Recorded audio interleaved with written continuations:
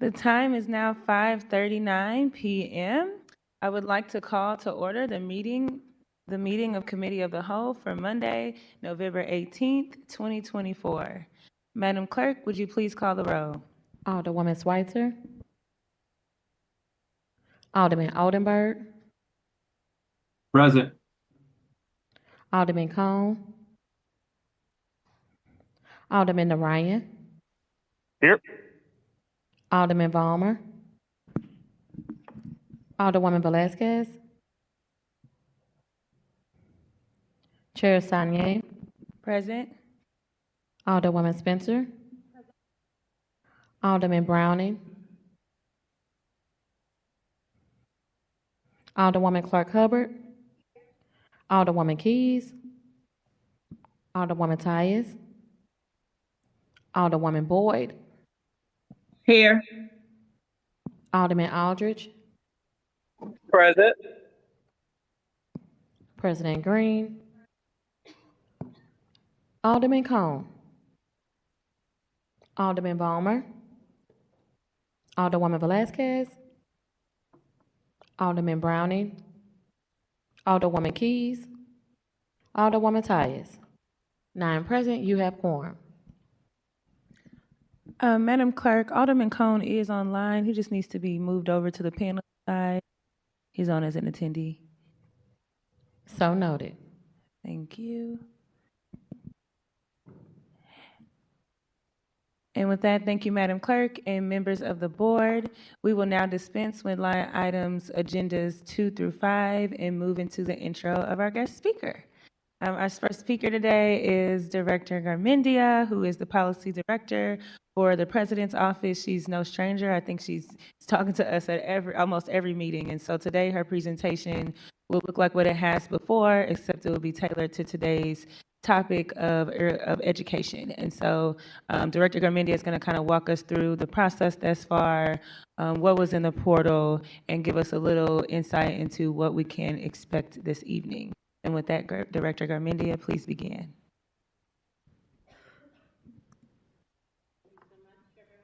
Put your mic on. Thank you so much, everyone. Again, Christina Garmendia, I'm Policy Director for President Green's office, and my role in meetings has been to introduce them. And so to get us going, I'm going to see if this remote works. No?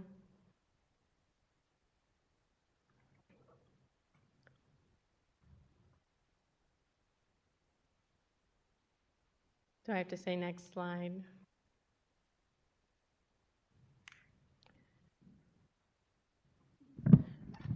Madam Chair, while we're waiting, can we have someone send the Zoom link to Alderwoman Keys, who's requesting it? Oh, you've got it. Okay. Okay. Well, so the agenda for today, I'll be giving an overview of community engagement feedback we received over the past over a year now, summarizing that. I'll be giving a short explainer about how city governments can support childcare. Members of the board have received a brief about this topic, childcare, city government and childcare, and it's in the drive, and we have some copies up here in the front. And we'll put this on the portal as well. And then we'll be hearing idea exploration on subsidized childcare from our idea champion, Paula Breon-Vickers, and the coalition of providers and organizations she's brought to us, so long list of expert advisors there. And then we'll be hearing from Jonathan Strong in the Mayor's Office to explore an idea the Mayor's Office would like to put forward called College Promise. And then we'll open up for public comment. Next slide. So as a reminder of the community engagement thus far, in August through October of last year, we had a kickoff survey. We asked people about challenges that they face or challenges faced by people they know. At the same time, we launched the Ideas Portal where we invited everyone to submit ideas for the RAM settlement, and so that's how Paula Vickers became an idea champion. She submitted an idea. Priority challenges. This is a process by which the board discussed, and we discussed the ideas received from November to December. We held a public vote in January of last year, or this year, where we would elevate ideas for funding consideration and for hearings. We've been in this public hearings phase for quite some time, and where we deep dive into ideas since May, and this will be the final one. And very exciting, after tonight's meeting, we'll be officially moving into the last phase of engagement, called board bill feedback, where you all are invited to give feedback on the proposals that are being put forward by members of the board. And so we'll have that open through February of next year. Next slide. And after this meeting today, the Board of Aldermen will have completed its commitment to hold hearings on the top ideas put forward by members of the public. And so we have had hearings on the replacement of water mains, traffic calming and pedestrian-friendly street design, increasing wages and salaries for city employees, free or subsidized childcare for residents, redevelopment revolving loan fund, and last month we had one focused on downtown disinvested neighborhoods from GSL. Next slide. And so a quick preview. After this meeting, we'll launch this next part of the Go Vocal, the Citizen Lab portal that the city, the Board of Aldermen has been piloting this whole year. And so we'll be opening a new feature called Board Bill Feedback, and you'll be able to annotate, if you love annotating, annotate board bills. And Board Bill 131 will be its first participant. So definitely a new feature for us, and we would look forward to your feedback and trying that out. Next slide. And so to get back to what have we heard so far from the community about childcare. Next slide.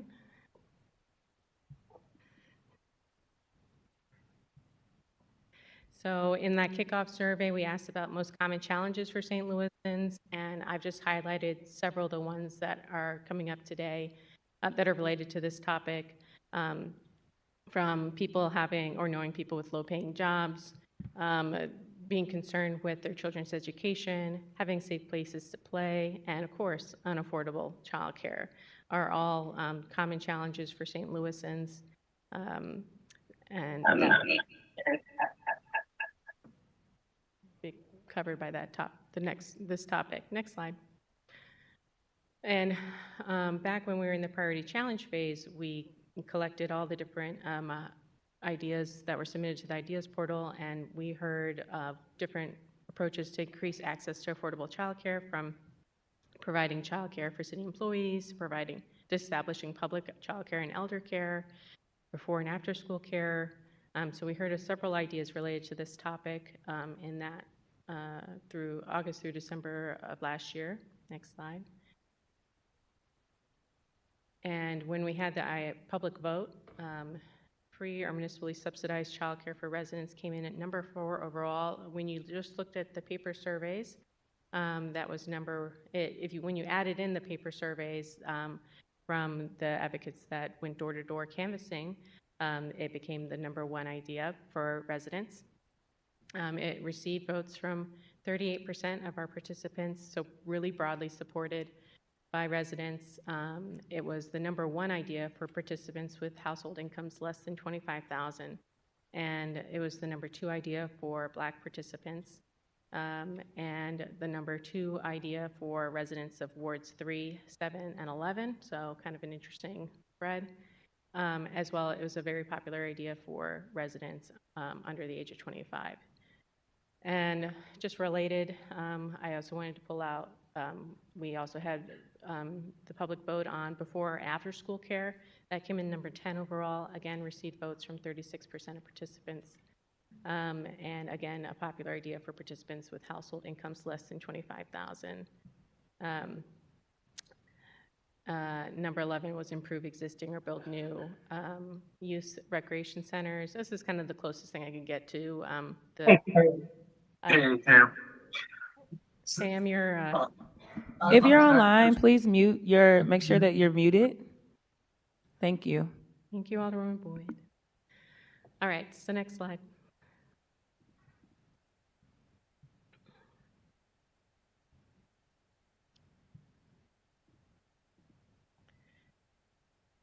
So the last, we also had a public comment period where people could, these ideas have been up since, for a while now, so we've been collecting public comment on these ideas for a while, and to give an overview of the public discussion, generally, when you hear from supporters for subsidized childcare, there's a belief that childcare is a powerful economic development tool.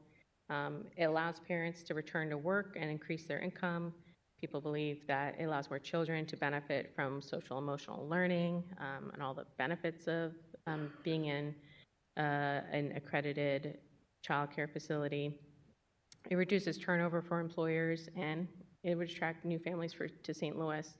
When we look at opposition to this idea from members of the public, there's concern that it won't benefit all residents, that it won't work to attract or keep families in St. Louis. People believe that it should be funded at the state or federal level, and that it requires a more sustainable funding. I'll just keep going until the slide deck comes back, so don't worry. And so the brief that we prepared for alders on how do other city governments support childcare. Generally, approaches by city governments around childcare include addressing affordability, so subsidizing the cost of care for families. I'll go next slide, next slide. Yeah, next slide. Includes affordability, so subsidizing the cost of care for families. So in Michigan's TRISHARE model, the state covers a third of the cost of childcare for a family, the employer covers a third of the cost, and then, of course, the family covers the remaining third. So that's a model that has a lot of impact on people's experience of affordability of childcare. For workforce support, that means something like subsidizing wages or education scholarships. So I'll highlight Chicago's Early Learning Workforce Program as one of those. Facilities improvements includes repairs, renovations, and new construction. Atlanta, they do this in Atlanta at the city level, Promise All Atlanta Children Thrive Fund. Also, cities invest in program quality, from helping facilities or programs improve their quality through curriculum development, lowering staff-to-child ratios, nutritional programs, safety and health. Pittsburgh does this with their Child Care Quality Fund. And then lastly, availability, which is just increasing the number of seats. And so Cincinnati offers the Preschool Promise. Next slide. So we won't be able to cover all this today. In our speakers, our expert advisors, are going to be focusing on workforce support and facilities improvement. Last slide for me. And just a reminder, these public hearings are an opportunity for us to learn more about priority ideas in terms of feasibility and cost, the fiscal impact on the city, the social impact on residents, the availability of additional funding sources, and if it's compatible with the idea of a municipal endowment fund. So with that, I will hand it off back to our chair. Thank you all. Thank you, Director Garmendia, for your in-depth presentation. I thought it might be important to highlight that this was the second most popular idea for Black residents and for wards 3, 7, and 11. And I also find it really interesting that it was the #1 idea for participants who made $25,000 or less. That's a great segue into the next portion of our hearing today, where we will be hearing from a coalition of childcare advocates and childcare workers. And so there's a number of organizations that have come together and kind of presented one presentation, but will kind of come one after the other to highlight the ways that we could provide subsidized childcare at the municipal level. And so the first person we'll have up is Paula Vickers. I will allow her to introduce herself, but she's been a regular attendee. I think I've seen you in the audience at almost every hearing. She is the submitter of the idea in the portal that was quite popular, as Director Garmendia said, and will be kicking us off today. Yeah. Hello, everyone. Sorry, let me get you sworn in. Do you promise that what you're about to say is the truth and the whole truth and nothing but the truth? Yes. Thank you. Hello, everyone. Again, my name is Paula Brayan Vickers, and I am a resident of the 12th Ward of St. Louis City and also a lifelong city resident. Before I am anything else, I am a mother of 2 toddlers, and that's what brought me to submit this idea in the Ideal portal. Also today, I'm bringing with me here and presenting to you all several hundred pledge cards from St. Louis City residents and workers that are saying that they also support what we are going to present. So let's go ahead and get started. Do I need a clicker? Okay. So again, we are here today to propose a Rams Funds investment in early childhood solutions in context of a larger community vision. So everything that we are discussing here today comes out of community vision. We're going to explain why this is the most transformational investment for the Rams Funds, and we're going to introduce the organizations of the potential funds and provide context on their expertise. Again, this work is community-led and community-focused, and it comes from the work of the playbook. So the playbook was established as a result of collective imagination, coordination, and action. What that means is we had 1,000 vision statements from community members. We had over 3,000 hours of engagement, research, training, and community design sessions, 40+ solution teams members across 5 teams, over 16 design council members, the First Step to Equity Transitional Collaborative, and then national research and policy wonks.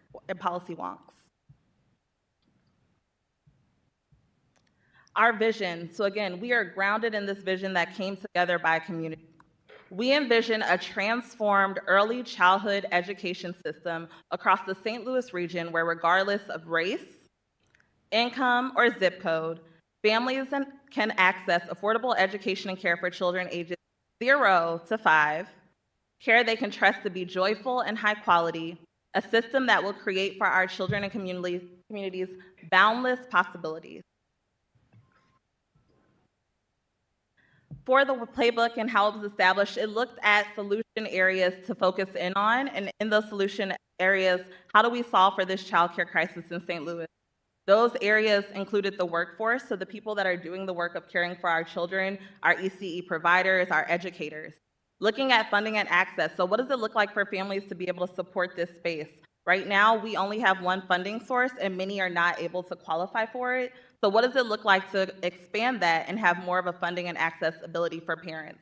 Looking at quality, how do we make sure these spaces that we are leaving our children in are spaces that are preparing them for later success in their education, and also give parents the ability to go out into the world, into the workforce, and have a clear conscience, a clear thought, a clear state of being to be in this space separate of their children when they're walking away from many times babies who are not able to talk about their day. They're not able to say what's happening or what's happening, a huge amount of trust. So what does it look like to support that quality? Looking at family well-being, how are we supporting families in their ability to be in these spaces, to take up this space as partners in education? So many times when we have this conversation, it pits providers and parents against each other, and we're here collectively to say we cannot and we will not continue that practice. It's either we're gonna back the providers, we're gonna back the parents. The parents and the providers are here today to say we need sustainable funding for all of us. And then governance and coordination. So what does it look like to have a space that is bringing together collectively our EC providers, community members, parents, all those invested in the well-being of children 0 to 5. Our grounding and why we are here today, and my little baby's in the middle, and how are the children? When we're talking about our city, when we're talking about the St. Louis that we are so proud of, that we choose to live in, that we choose to represent, how are our children doing? In so many of the conversations, our children are left out. We're here to say not only are our children should not be left out, but they should be the focus point. They should be the guiding light. When we are focusing in on our children, what does it mean for our community to have the best possible outcomes? And we'll explore that today of what that return on investment can be.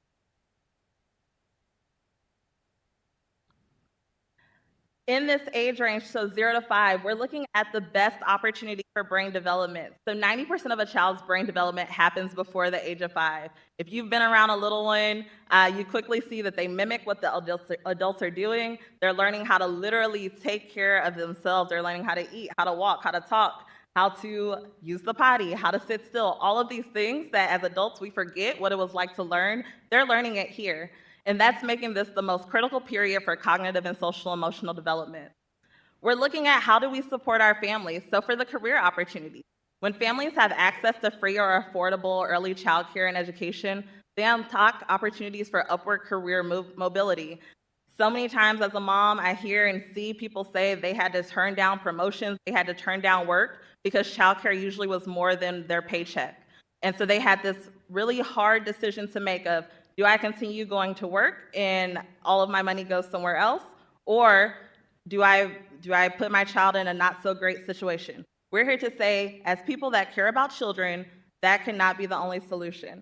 We're here to say that we need to support our families' abilities to go back to work, and also what it looks like for St. Louis as a whole to have people able to go to work. And again, looking at the return on investment, so James Heckman has found that investing in high-quality early childhood programs yielded a 13% return on investment per child through better education, economic health, and social outcomes. Again, every year on a child's pathway to school from birth to kindergarten entry helps lay the foundation for children to succeed in life and in life. And I can tell you personally, everything they're learning in this space sets them up for better success to interact with K-12 and people as they grow up.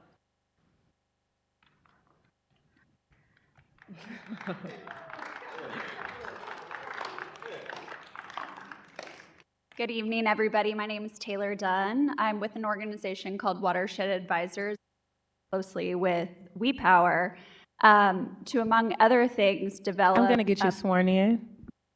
I'm sorry. It's okay. Do you promise that what you're about to say is the truth, the whole truth, and nothing but the truth? I do. Thank you. Yes. So we are working with WePower to develop an implementation plan to really think about how to operationalize the playbook, which Paula described earlier. So I'm here to share a little bit of data on the Early Childhood Challenge in St. Louis. So on the slide here, you'll see that there are about 20,000 kids birthed to age 5 in St. Louis, and roughly half of those are economically disadvantaged or living in households where they are eligible for free or reduced lunch.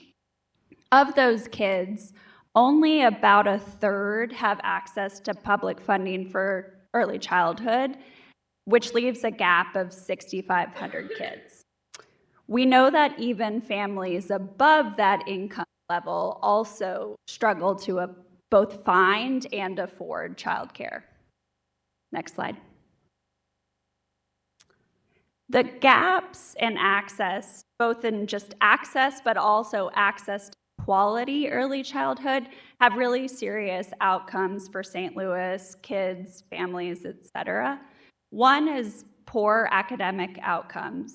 So as Paula said, the experience that kids have on their pathway to school is critical in laying the foundation for their success in pre-K, kindergarten, and beyond. And we can't start once a kid enters school. It's often too late. It's more difficult and more expensive to catch them up at that point, starting early. It also has significant threats to the St. Louis economy. We know that the state of Missouri loses $1.36 billion every year as a result of childcare issues. We don't know the exact data for St. Louis, but we know that trickles down to effects here as well. Next slide. So there are some root causes that get at why these challenges are persistent in St. Louis, and the first of them is underfunding. The childcare system and the early childhood system in St. Louis, like most cities in America, is woefully underfunded and has been for decades. There's also very serious fragmentation. So there's a lot of players in the space, and unlike in K-12, where you know that there is a school district that you can go to ask questions, to enroll your child, for the early childhood space, families are largely having to navigate the system unsupported without a single point of contact that helps them navigate the system. And then last, there's a real lack of quality support. So it doesn't just matter that kids have access to early childhood, it matters that that experience is high quality. Next slide. And then I just want to leave you, before I turn it back over to Paula, with just saying there's a real importance of mixed delivery. And when I use the term mixed delivery, what I mean is that in early childhood, we can't expect a single provider type or funding type to solve this problem or serve all young children. So the reality is that parents every day are choosing to enroll their kids in a variety of early childhood options. That includes Head Start, licensed childcare centers, family childcare homes, and school-based pre-K. We have to support that family choice and meet families where they already are sending their kids. All right, with that, I'll turn it back over to Paula.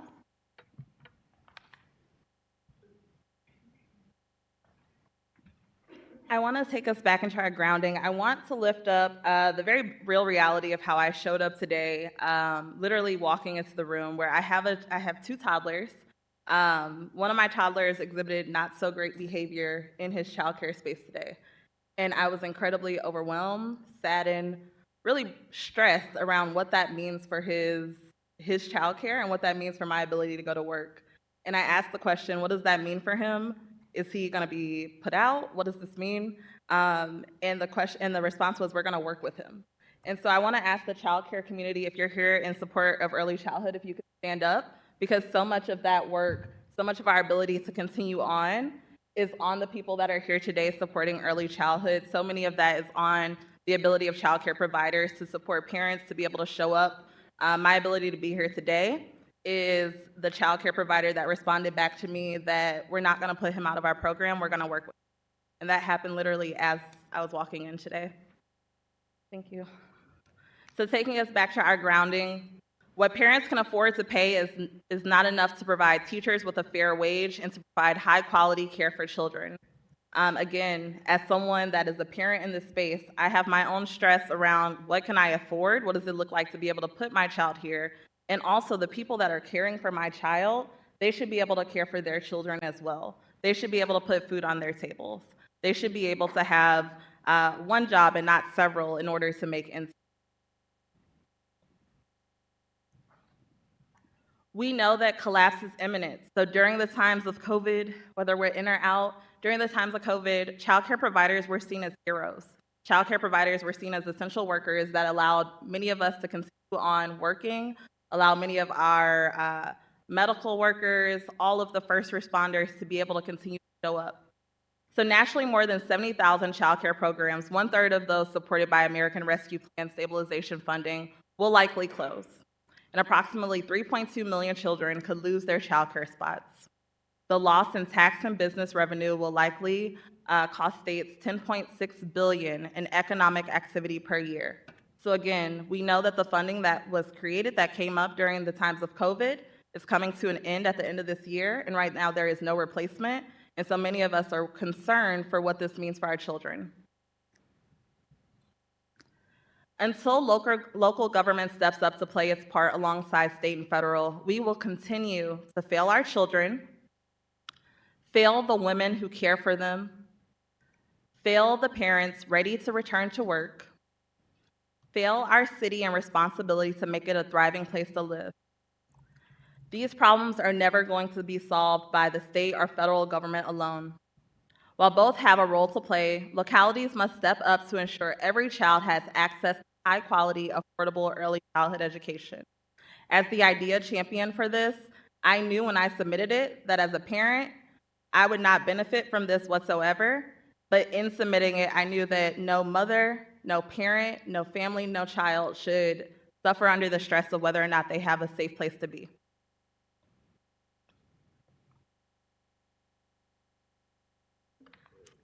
I'll just quickly add to that in my role at Watershed Advisors, I have the privilege of working with localities and states across the country who are trying to solve these problems.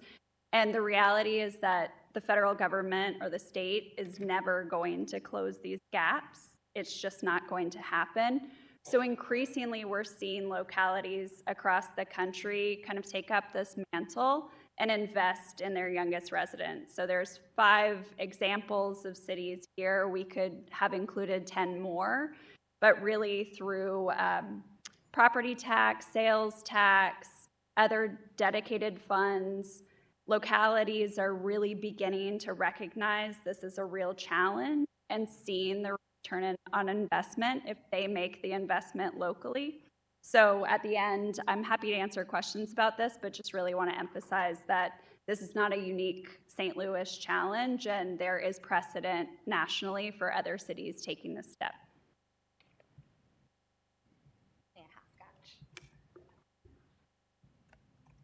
Again, we're looking at this opportunity for brighter futures and safer communities.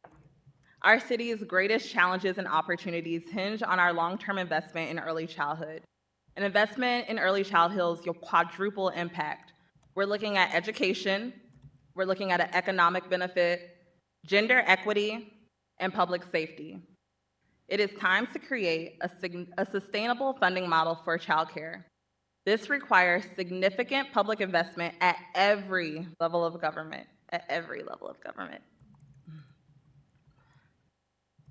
Our proposal for early childhood, the greatest return on investment for St. Louis City, we are calling on St. Louis City to make early childhood education a priority by allocating $100 million of the RAM settlement towards an endowment fund for Joyful Spaces, Teach, and Wages to improve childcare facilities, increase the number of quality seats, and support the ECE workforce with training and wage supplements. The why? Voters have spoken. So again, this was an exciting and important opportunity that as a resident, I'm grateful for to be able to have lifted up. The RAM settlement voting indicated early childhood education is a top 4 priority for St. Louis City residents, especially Black and low-income residents. Looking at public safety, quality childcare creates safer communities by fostering the early development of conflict resolution and cooperation. Of those polled, nearly 90% of police chiefs said that America could greatly reduce crime by expanding quality childcare programs. I gotta put my own St. Louis swing on that, and that every summer we complain about our teenagers, but we're not doing anything for them sooner. Economic growth. Increasing access to early childhood education allows more parents to re-enter the workforce successfully, creating wealth for their families and supporting businesses by attracting and retaining a stable workforce. Looking at K-12 readiness, so studies show that students who attend early childhood education experience better academic results in elementary, middle, and high school. And finally, it's the right thing to do. As Dr. King states, the time is always right to do the right thing. It is always the right thing to invest in our children and their well-being. How we can do this? Again, investing $100 million as an endowment, generating approximately $5 million per year, where the endowment will be housed at the St. Louis Community Foundation and managed by trusted local, state, and national early childhood institutions, including Child Care Aware, IFF, and the Gateway Early Childhood Alliance. And for what? Looking at Joyful Spaces, a program that provides grants and technical assistance to improve the quality, safety, and capacity of childhood facilities to be able to enroll more children. Teach and Wages, programs that provide scholarships and wage supplements for childcare workers. We believe in continuing to grow the number of dollars of rent settlements through strategic investments, converting the settlement into an endowment housed at a trusted philanthropic institution such as the St. Louis Community Foundation, and looking at public and private partnership to ensure as much of the RAM settlement goes directly to impacted community and activating the private sector to subsidize operational and overhead costs. Thanks.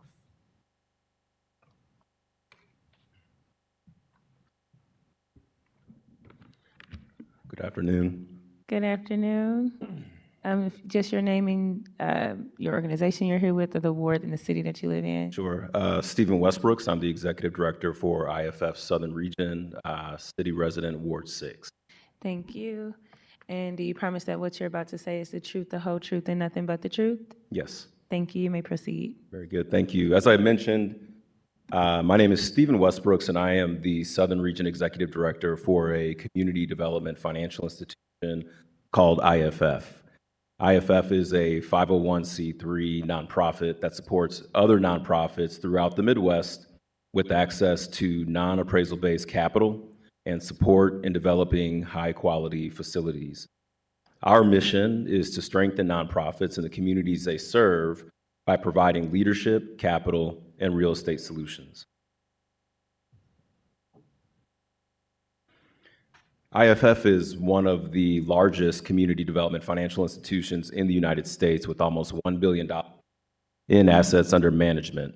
We maintain the highest quality rating from the rating agency Ares of 4 stars, AAA plus, both in terms of financial condition and the community impact that we deliver. We operate in 9 Midwest states and deliver our impact via more than 140 real estate and finance professionals, including here in St. Louis, where I work and live. Since opening our St. Louis office in 2008, IFF has deployed more than $160 million of non-appraisal-based capital into the city of St. Louis, demonstrating a very robust and long-standing commitment to strengthening this community.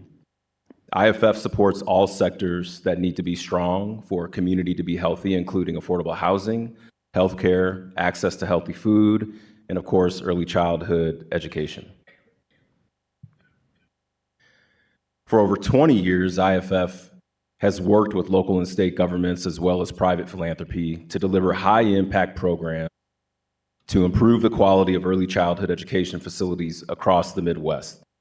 These programs include examples such as Caring for My Futures, where IFF administered over $50 million on behalf of the state of Michigan to 1,000 early childhood centers in that state, as well as Quality Facilities for All, where IFF administered $25 million on behalf of the state of Illinois to 5 communities across that state, including the 7 providers in East St. Louis, which we completed that work just this past spring. All of IFF's work in early childhood education is rooted in data and deep experience.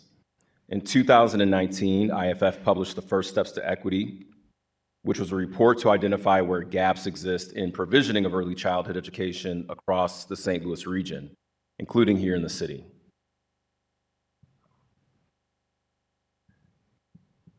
In 2006, we leveraged that data and our collective experience from across the Midwest to partner with Gateway Alliance, private philanthropy, to create a program specifically here in St. Louis called Joyful Spaces.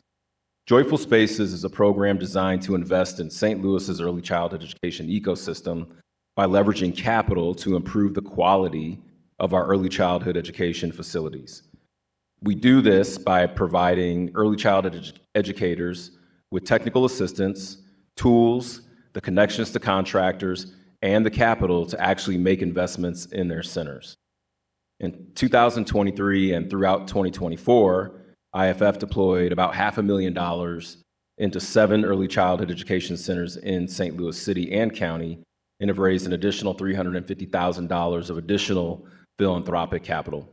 We also pledged $5 million of very low cost and flexible IFF capital via our balance sheet to continue to support local providers in pursuing high quality facilities. So why do we do this?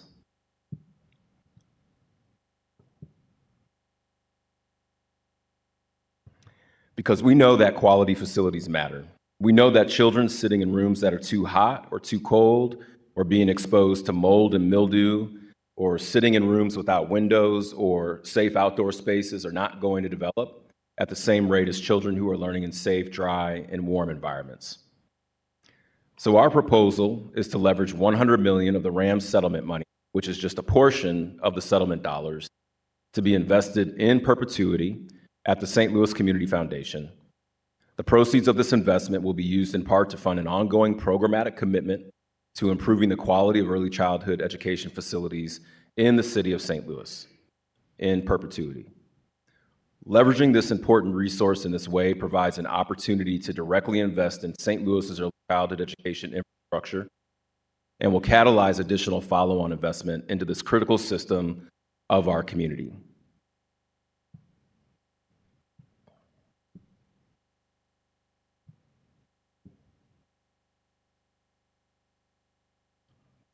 To ensure projects, both large and small, are funded, we propose a small grants track that can support deferred maintenance issues, leaky roofs, replacing sidewalks and fences, remediating mold, as well as large grants, a large grant track that can support larger projects like the creation of new centers, expansion of existing centers, or completely remodeled classrooms.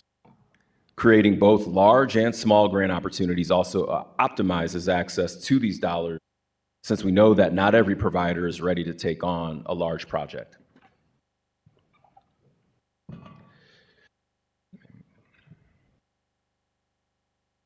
The basis of our proposal is our ongoing work in deploying capital into early childhood in St. Louis. In 2023 and 2024, with the rollout of our Joyful Spaces program, we worked with 7 providers that received $50,000 each for a project at their center.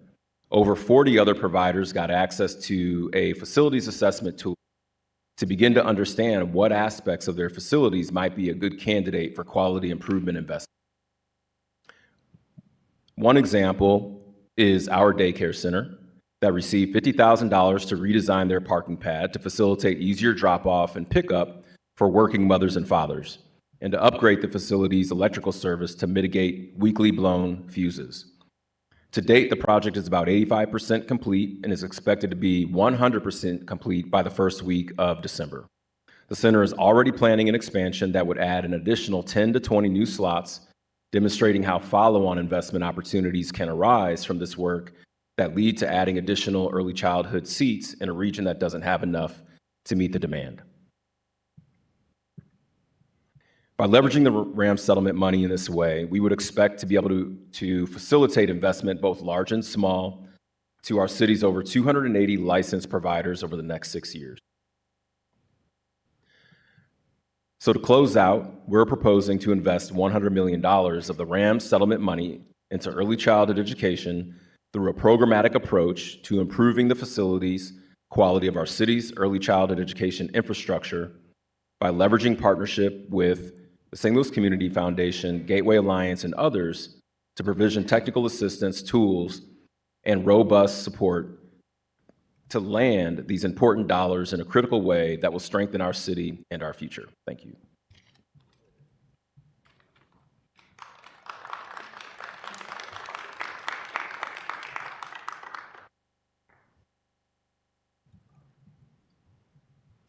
Good evening. My name is Beth Ann Lang, and I am with Childcare Aware of Missouri. Hi, and I'm Robin Phillips. I'm with Childcare Aware of Missouri. She's presenting. I'm here for questions if needed. Okay, you both can put your hands up, please. And do you promise that what you're about to say is the truth, the whole truth, and nothing but the truth? Yes, ma'am. Thank you. You may proceed. Thank you. So as childcare businesses are having their capital needs met through the Joyful Spaces program, it's prudent to address the needs of early care and education workforce. How a child starts their life puts them on a trajectory that will affect their entire world. This is why it is so important that children start out with quality early care and education delivered by a workforce that is well educated, compensated, and retained. Early care and education gives children a solid start from the beginning while enabling families to work. It is an essential component of an economically thriving city. Slide. Childcare Aware of Missouri is a statewide nonprofit serving Missouri for 24 years with a mission to impact a child's first 2,000 days by helping those who serve children so that Missouri's children have a strong foundation to be successful in their lives. We do this by focusing on early childhood education and its impacts on families, childcare professionals, businesses, and communities. In 2023, our initiatives and services positively impacted more than 11,000 early childhood educators, over 5,300 families, and more than 126,000 children statewide. We also issued more than 2,700 scholarships to date. Slide, please. Child Care Aware of Missouri strives to deliver the highest quality service while being a proven steward of more than $74 million over our 24-year history. We bring experience and knowledge to serving the community, including a staff of 18 employees, low turnover, and an executive team with 85 years combined experience in child care systems building. We have an active and engaged board of directors, including fiscal oversight and board governance committees. We are a Better Business Bureau accredited charity, a platinum seal of transparency on Candida, and we are a 4-star rating in Charity Navigator. Slide. So, the truth is, all children deserve a quality early childhood education from well-educated, compensated, and retained early childhood professionals. Full stop. The Teach Early Childhood Missouri Scholarship Program has been supporting early childhood educators in community-based child care programs across Missouri for 24 years. Teach Missouri, as we're called, consistently produces data-driven, measurable outcomes that address the enduring challenges that plague the early childhood field. Those are high turnover, low compensation, and insufficient teacher education. Teach Missouri reduces barriers with the unique model design integrating comprehensive scholarship aid, scholarship counseling support, retention at the employer, and compensation improvements. Teach focuses on supports for academic success and reducing work, school, and family stress. It is the only national scholarship designed to serve child care educators who work full-time and attend college part-time. It acts as a catalyst for building capacity in funding, higher education access, and stronger professional development systems while promoting economic mobility for child care educators. Since 2000, Teach has awarded more than 600 scholarships to educators in the city of St. Louis. These scholars now have an average wage increase of 10% or more during their contracts, have completed 6,500 college credit hours, and have 93% retention within the scholarship. Slide. Child Care Aware of Missouri proudly serves as the sole license holder in Missouri for all Teach scholarship-related models. We are proud that Teach Early Childhood Missouri scholarships provide an opportunity for those who have traditionally been excluded from an education with an affordable, comprehensive scholarship model that gives each early childhood educator the opportunity to attain certificates, coursework, and degrees. This opportunity transforms lives while advancing careers and professionalizing the early childhood field. We currently have 10 scholarship models that advance careers at little to no cost for participants, while retaining staff and strengthening child care businesses. Teach also supports the achievement of accreditation for child care employers, as their staff must meet education levels required through accrediting bodies. Slide. As part of the Teach offerings in Missouri, these funds would launch Wages. Wages is an education-based salary supplement program that provides a bonus to early childhood professionals based on their level of education and longevity at a child care program. As early childhood educators attain a credential, college credits, or a degree, the Wages program awards compensation for retention at a child care program based on the educator's education level. Salary supplement amounts increase as education levels increase, encouraging educator retention and recognizing their worth through salary stipends. 5 states currently have Wages programs, licensed through the Teach National Center. In 2022, Wages states invested almost $19 million in salary supplements with 85% retention for participants in the program. As a licensed initiative, Teach Missouri will be the home for Wages. Slide. In the 14 city wards, there are currently 211 child care programs, each with early childhood educators who could make use of Teach Missouri scholarships and Wages salary supplements once in place. Slide. Early care and education services are critical for economic recovery community growth as working parents return to the workplace. Early childhood educators are at the center of the profession, but the ability to attract and retain high-quality educators is difficult due to chronically low compensation. Without public investment, workforce compensation is a difficult problem to solve. The Teach Missouri scholarships and wages programs attract and retain educators in early childhood. For a $2 million a year investment into the early childhood workforce, the City of St. Louis can yield an estimated 133 scholarships awarded per year and 800 salary stipends paid per year. You have the opportunity to create a real and immediate impact in the City of St. Louis. Slide. In summary, what? Teach and wages, improve retention, quality, and equitably support and benefit the early childhood workforce. How? Scholarships for continued education, wage supplements for early childhood educators. Cost? $100 million turned into an endowment yielding $5 million per year with approximately $2 million for teach and wages. Impact? Support the retention and quality of approximately 533 educators a year who can, with an estimated 5,300 children who they touch through these overall increased supports. Thank you.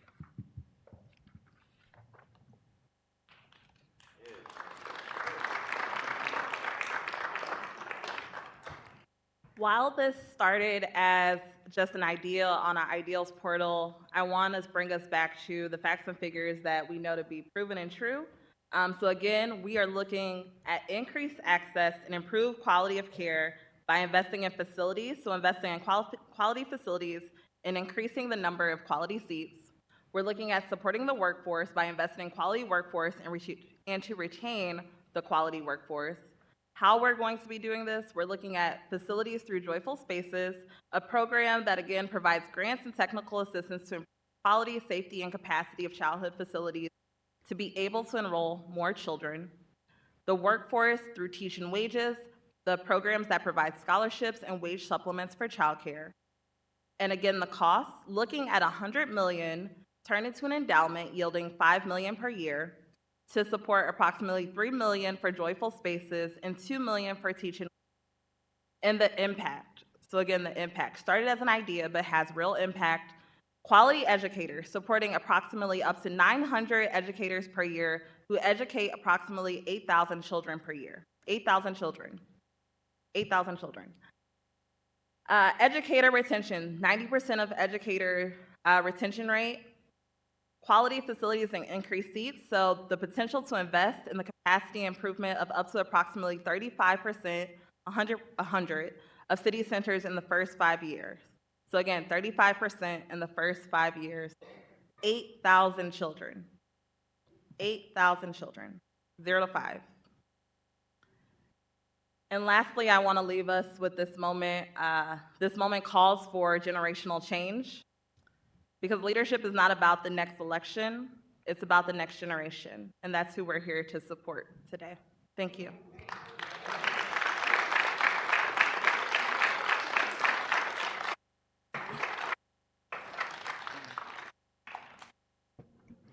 Thank you for that very robust presentation, and to every speaker who got up and helped to paint a full picture for the idea. I'm sure myself and many of my colleagues were really grateful, especially for a lot of the research and statistics on where our city is with children and families.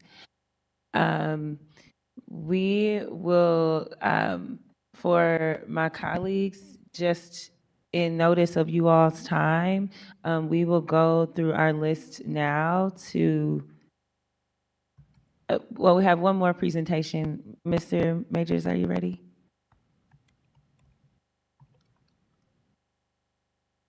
Are we doing the college comments?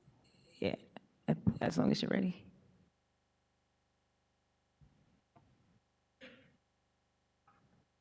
So for the next portion of our presentation, this is our last presentation of the evening, and this will be from Jonathan Majors, who is from Jonathan Strong. I'm so sorry. Oh, that's why you were looking at me like that. I'm like, okay. Mr. Strong, who will be giving us a presentation on the college promise from the mayor's office. thank you. I swear and say. Yeah. So Jonathan Strong from the mayor's office. I live in Ward 1, and I'm the father of a 2-year-old. So I thank you guys, and I'm. Okay. And do you promise that what you're about to say is the truth, the whole truth, and nothing but the truth? Yes, I do. Thank you. You may proceed. So I'm here presenting on the college promise idea. I think this is just the perfect day and the perfect timing, because what I love, where we have people like with the We Power. I see Charlie, Paula, see Mackenzie in here, really supporting that early childhood education. The early childhood education. But one thing I really want us to keep an eye on and really think about is like, once a child goes through their early child experience, the K-12 experience, then what's next? What the College Promise does, it illuminates a direct pathway. So when students graduate from high school, they know exactly, and they have options of what they can do for post-secondary education. Let me put my glasses on, sorry. So through community, the College Promise will create a free pathway for post-secondary education for all of St. Louis students.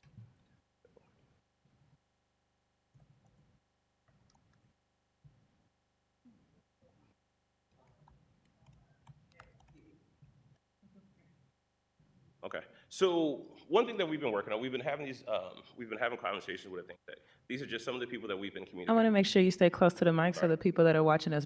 Sorry. Yeah. So, I can? Yeah. Thank you.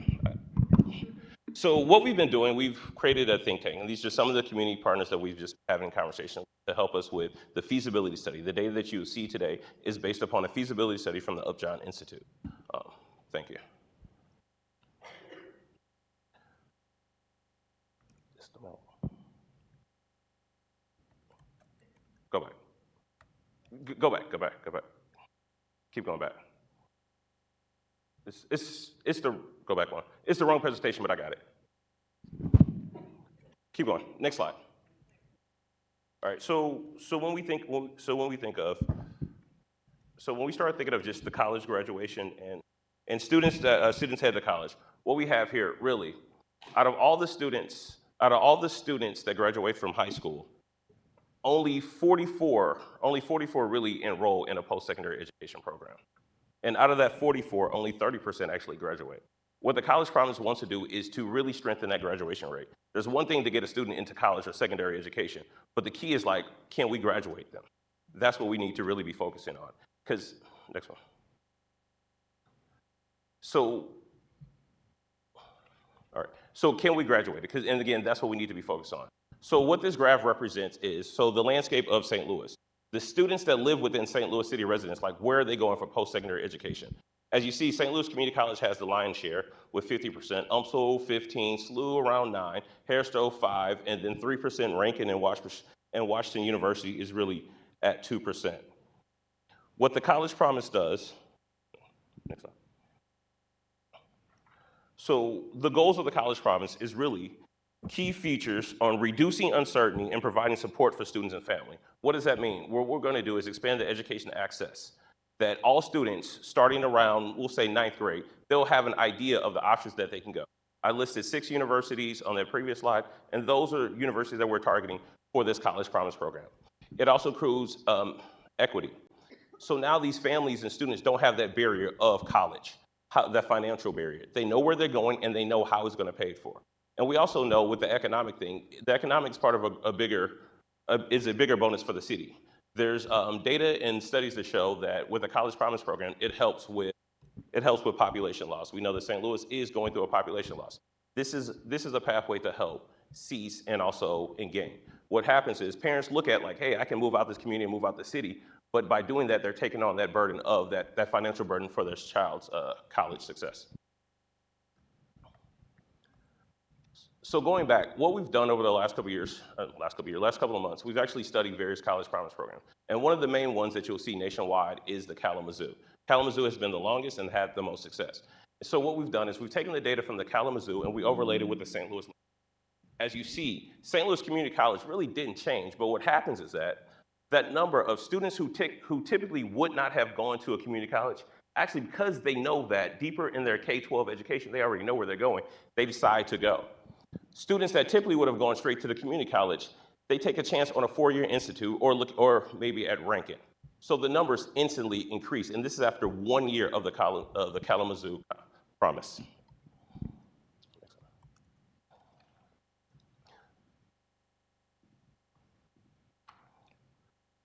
So going back to what the college promise program, what we're looking here is at a place-based college promise, St. Louis Promise program, which means place-based means that the students who participate in this college promise program actually live in the city of St. Louis. This is a last dollar scholarship, meaning that after they've done FAFSA, Pell Grant, any scholarship, then whatever that, and also tuition, we'll say tuition discounts from universities. After that, whatever that last dollar amount is what we cover with the college promise. Because again, we do not want these students to graduate with this debt. We don't want the debt and that financial burden to be on these families and these parents. So we're looking at paying for whatever that last dollar amount. And I keep saying the word all, and we're saying all. What we want is all students that live in the city of St. Louis, meaning that we don't have any grade requirement, we don't have any financial requirement. What we're looking for is that if one of those partnership universities accept that student, then we will take on that last dollar scholarship amount. So just going back to what we've been doing. We've looked at the post-secondary and higher education. As you see, the previous slides, again, we listed six secondary educational institute, and we've been in communication with them, and we have some kind of positive feedback from 4 of them that are really looking to join and be on board. The 2 that we don't have feedback for, they have not said no. We're just waiting back for information. So that was November through December 24. Starting in January, we need to get deeper, and we're going to go back to these institutes, and we're just looking at some data sharing agreements. Because what we want to do is make a data-informed decision-making. We want to write a data-informed college promise. So therefore, we know exactly how many students are going to these universities, which we have the idea, but we know numbers go up and down, and then also get a true cost of what that final cost. And when I say final cost, I'm looking at total cost of attendance to the university. And then the idea is that between April and June, we finalize the plan and we start building out the infrastructure. Therefore, this class of 2026 could be the first class coming out of St. Louis that has this College Promise Award. So here's what I ask, simple. What we're doing is asking for $20 million of seed funding. And if you look at it, we want the lion's share, $70 million, to go directly to student scholarships. That's where we want. Also, 10% of the money goes to overhead costs. We know there's just costs of just infrastructure, buildings, and business. So we want 10% to go there. And also with student services, because the one thing that we have found out with researching and doing college promises, one of the key success indicators are what support are these youth having while they're in the secondary education? Because again, I said we can get them there, but what we need to do is ensure that we're graduating them. And what we found out from looking at various college promises across the country and the landscape is that it's about the support infrastructure. So we place that on there. And also, the idea is also that this program begins to pay for itself. So while we're asking for the seed money, portion of the seed money will go to an endowment that will continue to grow. Because again, we want to activate our community. We want to activate the philanthropy dollars. We want to activate the business dollars. And we also want to activate, continue to activate our own government dollars. Because we want this program to be able to be self-sustainable and to pay for itself. Questions? Okay, so we're going to allow all the alders to go through, and it won't be questions just for you. They'll be able to ask questions about anything being presented on today. Sounds good. Thank you so much. Okay, so now we're going to move on to Aldermanic discussion. So we're going to swap line items 7 and 8, and we're going to go in order of seniority, which means that we will be starting with Alderman Cone.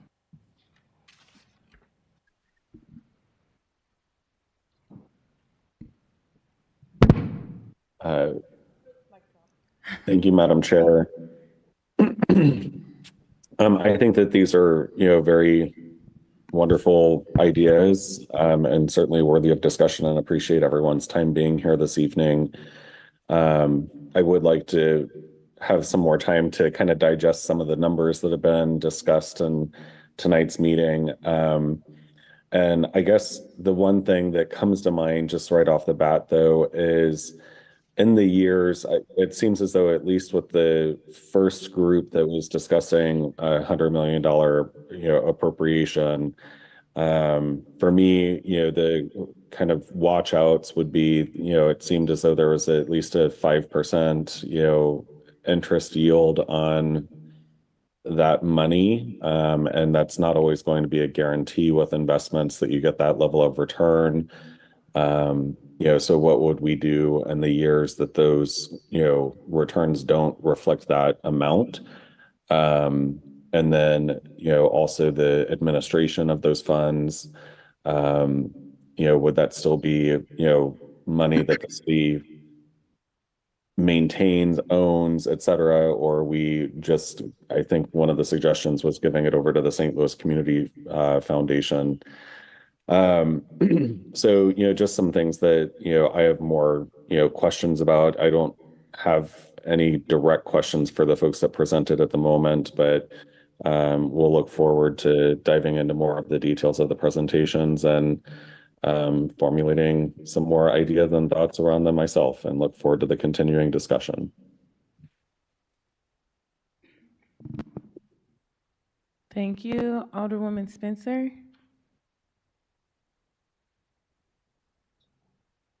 Oh, Alderwoman Boyd. I don't have any comments one way or the other on any one of the presentations. Thank you. Could I ask a question? Yes. The representative from the president's office had made a comment about my board bill, and I was trying to get clarity on what she was saying or describing. Yes, she's on her way back up. Yes, Alderwoman Boyd. We mentioned Board Bill 131 because the next phase of the community engagement is board bill feedback. And so we'll be putting any board bill presented on the RAM settlement in the local portal, and will allow for annotation, so community feedback on the bill itself. So we'll be your bill will be available for public comment for 2 weeks, and we'll deliver that feedback to yours and to you as the sponsor, collected from different members of the community. Does that answer your question? Okay. Yeah, so you're saying you're putting it on the portal, so it won't be, no comments will be done tonight, correct? Oh, yeah, no, we'll be, the comments period will be open for about 2 weeks. And any other bill on the RAM settlement will be going through the same, it's a pilot, so we'll be trying to see if we, as a Board of Aldermen, like receiving feedback that way, or how effective it is in informing board bill design. Okay, because I was kind of confused because it wasn't assigned, so that's how I was confused on when you brought it up. Yes, understand, Alderwoman, thank you. Thank you. Alderman Oldenburg. No questions at this time, Chairman. Thank you. Alderwoman Clark Hubbard. Thank you, Madam Chairwoman and members of the committee. I want to thank the presenters this evening. Those were some very thorough presentations that I have a lot of questions on, but I would absolutely like to yield that time because I'm looking forward to hearing from the public that's in the room this evening. So I'll follow up with those with the different presenters afterwards if they don't get answered within the speakers this evening from the community. And thank you so much again for letting me speak. No problem. Alderman Narayan, I do believe you're not online. I just want to make sure I don't skip past you. Thank you. Alderwoman Schweitzer. Thank you. Thank you, Chairwoman. I would like to echo the comments of Alderman Clerk Hubbard and look forward to hearing from everyone in the audience tonight. I do have a 7 p.m. neighborhood meeting in the Patch that I need to head out to, but what I love about these meetings is that they're recorded and we can watch it back. So please make sure to give your comments and your reasons for supporting or not supporting anything that was shared today. It is really helpful in making our decision. So again, thank you just so much for your time. You could be anywhere right now and you're here, and that means a lot. Thank you. Thank you. Alderwoman Keys. Thank you, Madam Chair, members of the board. I don't have any comments this evening. I do look forward to hearing more information. As always, my advocacy is for the people that I serve in the 11th Ward, for the city of St. Louis and what is in their best interest. It's not about me. It's not about anybody up here on this panel. It is about what is in the best interest of our city, losing population, decimated northern side of our city and parts of the southeast side of our city. This cannot continue. It's like having a cancerous lesion that you refuse to treat, and it continues to get worse and it is ignored. This cannot continue. I'm not against early childhood education. I have served as an educator, so I do understand the full value of what education means.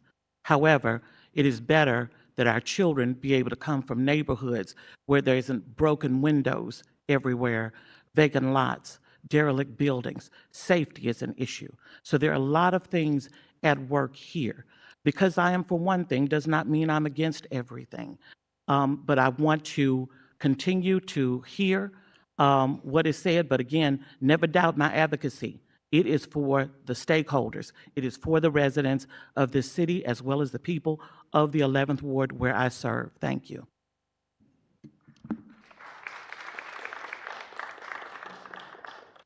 Thank you, Alderman Aldridge. I jumped in your, is nobody else there outside of me? I jumped real high in seniority.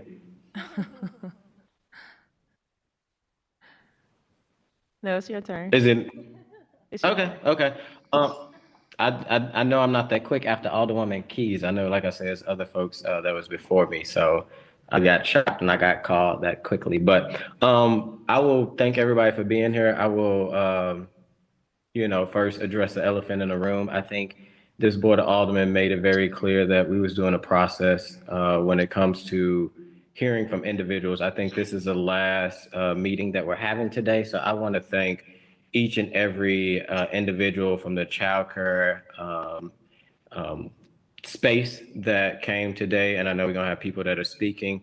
This Board of Aldermen made it very clear before we filed any board bills that we was gonna hear from the people. That's why this is the last meeting. So I don't have questions on necessarily what is presented today. I think, this is the process. We've made it very clear that we want to make sure that we hear from the people of the city of St. Louis. There was a portal that has been open for all the year, and it's been a lot of great ideas. Infrastructure, fixing our water. Alderwoman Schweitzer has been leading the charge. We're trying to figure out how we, do that from the Board of Aldermen. Now we got some Rams money. Maybe we can help that. Childhood, I think, ranked number 4, and I learned a lot of great information from the advocates today, as well as heard from a new program.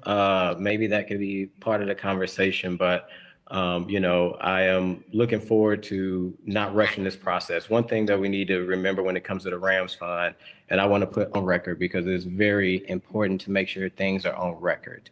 It is very important to make sure that it is clear of where we are in the city of St. Louis.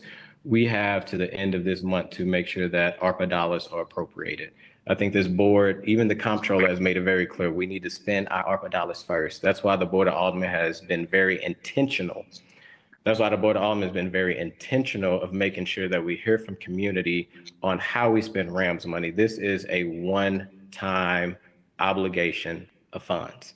And we want to make sure we do it right. And we want to make sure that we invest not only in the city basic needs, but also how we invest in moving this city forward. If it is downtown, if it's north side, if it's early childcare, if it is post childcare of individuals going to college, how do we do it? How we move the city forward and not just spend the money without having heard from all residents, because we all at this Board of Aldermen represent a swath. I represent the 14th Ward. But I also know that there's been people in this portal that has ideas that want to see the city move forward. And that is the point of the Board of Aldermen, us moving together to do what's best for the city, not in fragmentation of ward by ward. So I am, continuing to look forward to the ideas that come out of tonight. I thank the childcare individuals that, or the groups and advocates that came today. I'm also a little saddened that there's been a lot in the media where you've seen things and board bills that have been filed beforehand. But I will say again, we are listening, and this Board of Aldermen laid out a process to say, let's hear from everybody before we file anything. So there's nothing baked, there's no backroom deals, and we want to continue to hear from everybody. And that's why I'm glad that this may be the last meeting, but that we are going to continue to hear from a top priority. You go on the portal and you can see what was ranked 1 all the way down from 10 to beyond that. And I know childcare was a top priority. So I want to give them the space that is due to be able to talk about a very important thing to figure out how the city play a role in that. So thank you all for being here. And after all the community speak, I may have questions on the actual idea that we're talking about today. So thank you. Thank you, Alderman Aldridge. President Green. Thank you, Madam Chairwoman, members of the board.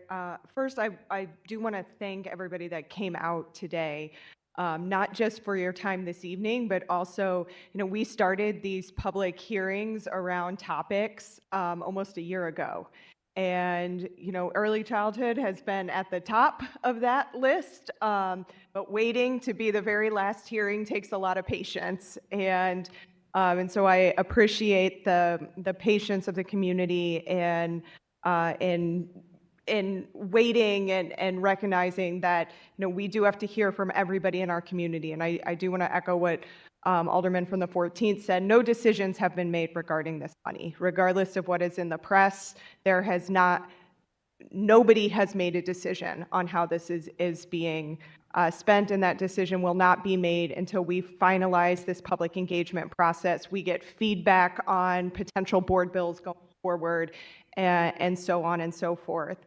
So I do just want to thank you for your advocacy and your patience. I have a couple of quick questions because I want to get to public comment as well. I have a couple of quick questions. I'm not sure if this is for childcare aware, for Paula, but just the proposal that you brought forth, it talks about improving the quality of childcare centers and wages for workers. But can you talk to me a little bit about what it does to address affordability? Because affordability is a big thing that we saw in the portal of people being concerned about the costs. And so if somebody could maybe speak a little bit about that affordability piece.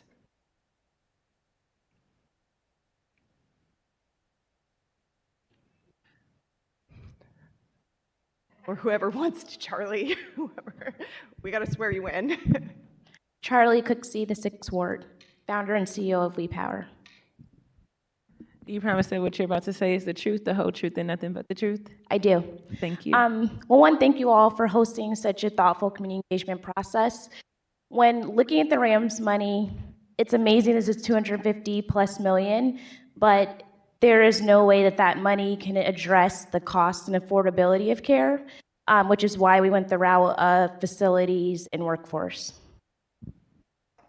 But we do have another proposal aside from today to address that. Okay, appreciate that. And then the other kind of question I have is around the accreditation piece. I know that we don't just need childcare providers, we need quality providers. And that accreditation process is, actually, let me back up for people that are not from this world. You have the unlicensed, you have the licensed, you have the accredited. And we have, it's not that difficult to get licensed. It is very difficult to get accredited. And accreditation is kind of seen as that next, gold standard in quality. Can you talk to me a little bit about how this might be able to help in getting more of our centers, our providers to become accredited to up their quality? Yeah, I think we can start with Beth Ann, and facilities play a role in quality as well. So one of the things that the Teach Early Childhood Scholarship offers is the ability for educators to go up in their education. Every accrediting body requires an education level at a minimum for all of their staff. Most staff cannot afford those, and early childhood programs can't afford them. So by giving them access to a cost-free scholarship, they actually can meet that mandate, earn college credits, earn whatever degree they need, plus play into all of those pieces that are really the floor that a lot of those going through accreditation cannot meet. Okay, thank you. Another. I don't know who handed you. So I don't really have anything specific to add on accreditation in particular, other than that facilities quality is a part of the process. That organizations, providers that want to go from unlicensed to licensed and licensed to accredited, they do need to raise the quality of their facilities. And so that would be a part of one of the benefits of deploying capital into facility improvements. Okay. And then my last question is, as we look at, I think you said there was around 230 providers in the city. Do you have a breakdown on that of, I think there was very quickly a slide of where those are located. What is the breakdown between like north side, south side, in early childhood programs and facilities? Are you mentioning for the pilot of Joyful Spaces or in general? I think it was in general. I think it was on one of the yes. childcare aware things, but Someone the pull up the slide went really fast, and so I. Can we go back to that slide?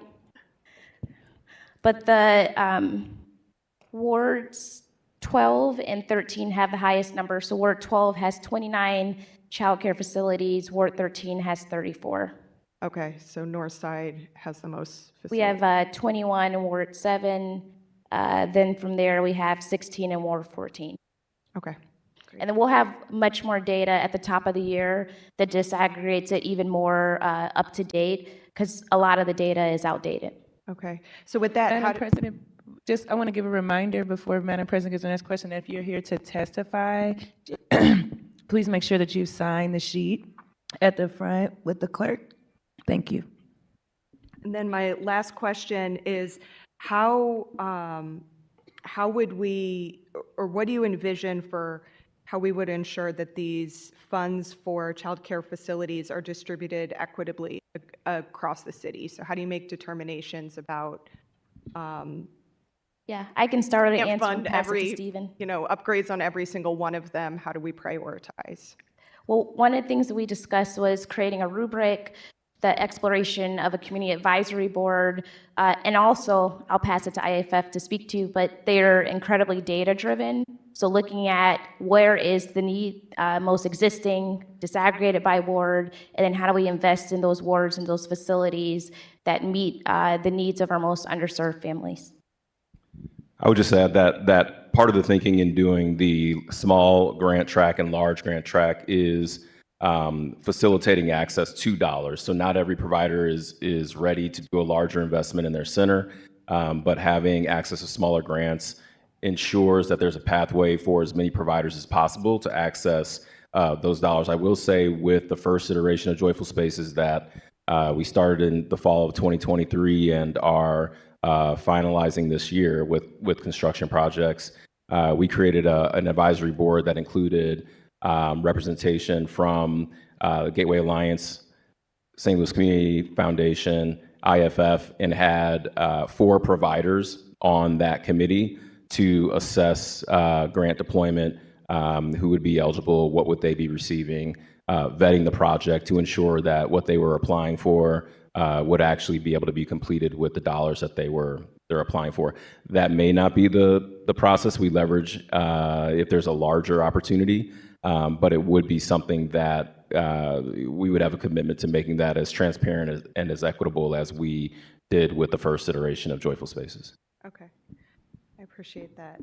That's all my questions for now. I going to move it on to so we can hear from community. Thank you. I don't have many comments. I really want to hear from the public. The only thing that I really want to say, especially before people testify, is, we have spent 12 months, and I can tell you that behind the scenes, there's been a lot of work to make sure that for every idea that was submitted to the portal and for everyone that received support, that everybody got the opportunity to present their idea to the public. And what I would hope for on behalf of the public and for all the ideas is that we don't allow ourselves to buy into false binaries. That I think that there's $250 million plus accruing interest that we're talking about. So it does not have to be downtown or in North City or the rest of the city. It does not have to be water infrastructure or childcare. I think and I hope that we will land somewhere that means that all of these ideas that are all needs in our city, our children need support, our infrastructure needs support. Certainly there are areas in the city that have been historically disinvested in. Certainly downtown has been an economic engine. We know that we have many needs and we have millions of dollars to address those needs. And so I would just encourage us to not buy into this idea that it has to be one or none. I think there's a possibility where many of these ideas that need investment can get it, and just urge us to take our minds away from an idea of silo or away from a scarcity mindset, and instead to think from an abundant mindset and think from a sustainable long-term mindset, and an opportunity where, again, everybody can never get everything that we want, but certainly many of these ideas that have been widely supported can get something. And with that, I would like to begin public comment.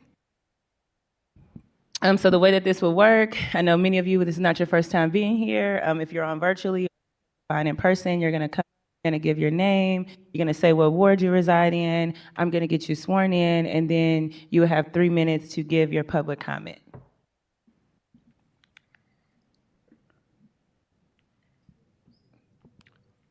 The first speaker is Carrie Ritchie.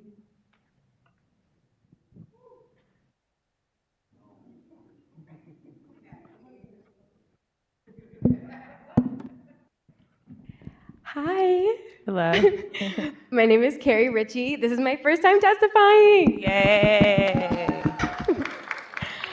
I am a resident of the 9th Ward. Thank you. And do you promise that what you're about to say is the truth, the whole truth, and nothing but the truth?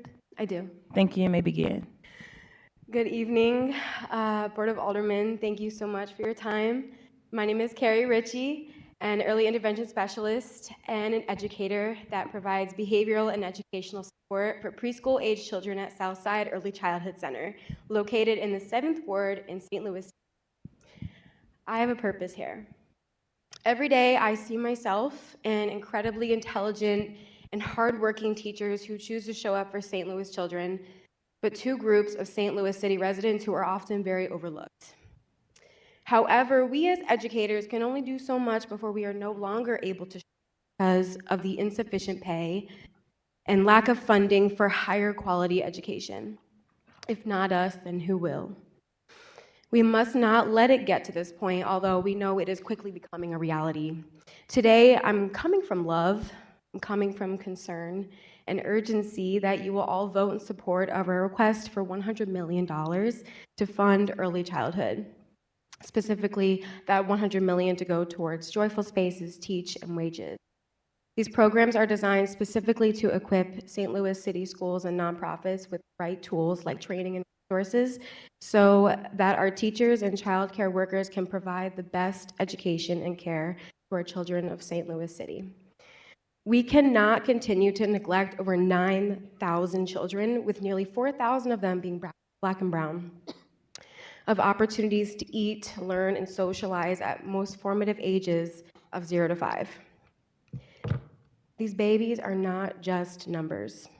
They're all going to eventually be working just like we are, having our own families, making differences in our community. And that won't happen unless we start now. When we have quality childcare and education, our sense of community and our family grows. When our parents can finally go back to work now that our babies are in quality, affordable care, our economy grows. And when our children get quality early education and care, their literacy and academic skills will grow too. We have to plant the seeds now so that we can see this growth in our city. I wish you well. Thank you for your time.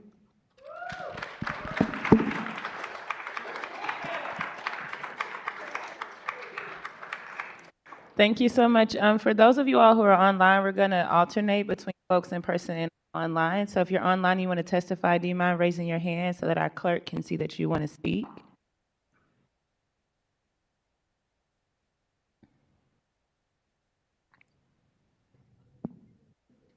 We'll go to Casey Hansen.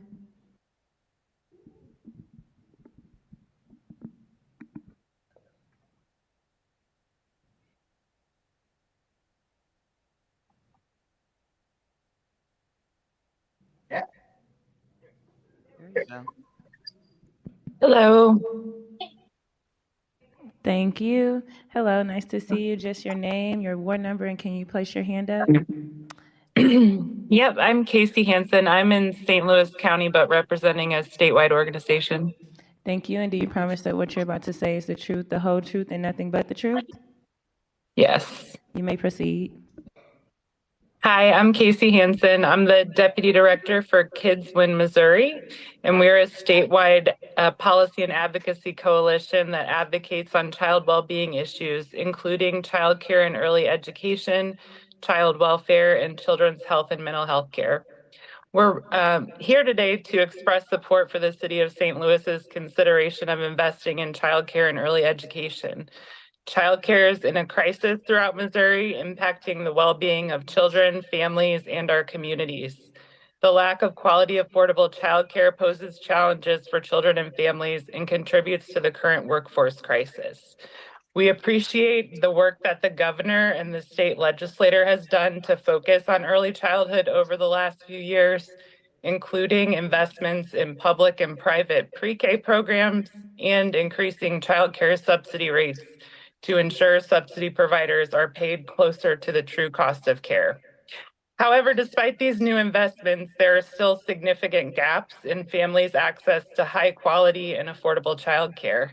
In our report from 2023, we estimate a gap in funding throughout the state to support families making up to 200% of the federal poverty level to be over $1 billion annually. It will require investments from employers, philanthropy, and the public sector, including federal, state, and local governments, to close this significant gap. We support communities in making local government decisions on how best to meet the unique needs of children and families. We're excited that St. Louis is considering these critical local investments to support childcare and early education, and know that every dollar invested in early care and education will benefit children, families, the economy, and our community. Thank you. Thank you. Dr. Juanita.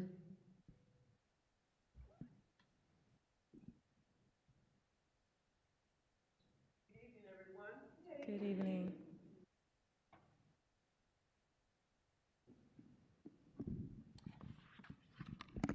I am Dr. One, an educator in the city of St. Louis. I have a deep concern regarding private groups accumulating funds and power. Can I get you sworn in before you start? Okay. And did you live in a ward in the city? Yes. Do you know what ward you live in? 5. Thank you. And do you promise that what you're about to say is the truth, the whole truth, and nothing but the truth? Yes. Thank you. Again, I am Dr. Juanita Chambers, an educator in the city of St. Louis. I have a very deep concern regarding private groups accumulating funds and power to run private daycare services. Voters approved Proposition Aura in a campaign run by these same groups, and it is unclear to the public how that sales tax money was spent by the Mental Health Board. If I understand it correctly, during the BB7 hearing on a similar topic, the funds went to administration and not-for-profits. Our elected officials have a duty to make sure that the current Proposition R tax funds are being used to do what was promised. Now, my greatest concern is that family-owned private daycare, predominantly owned by African American women, which includes grandmothers, cousins, aunts, sisters, may be pushed out in favor of new private, controlled, but heavily subsidized centers. It is good government to not give subsidies to big business interests at the expense of mom and pop neighborhood daycares. They must continue to be funded because our children need this.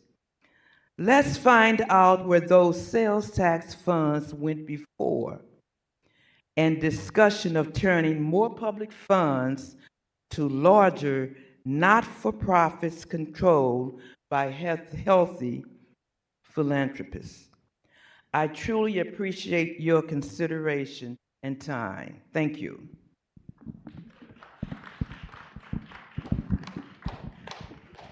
Thank you. And Madam Clerk, there's no more speakers online, right? Mr. and Mrs. Alexander. Okay.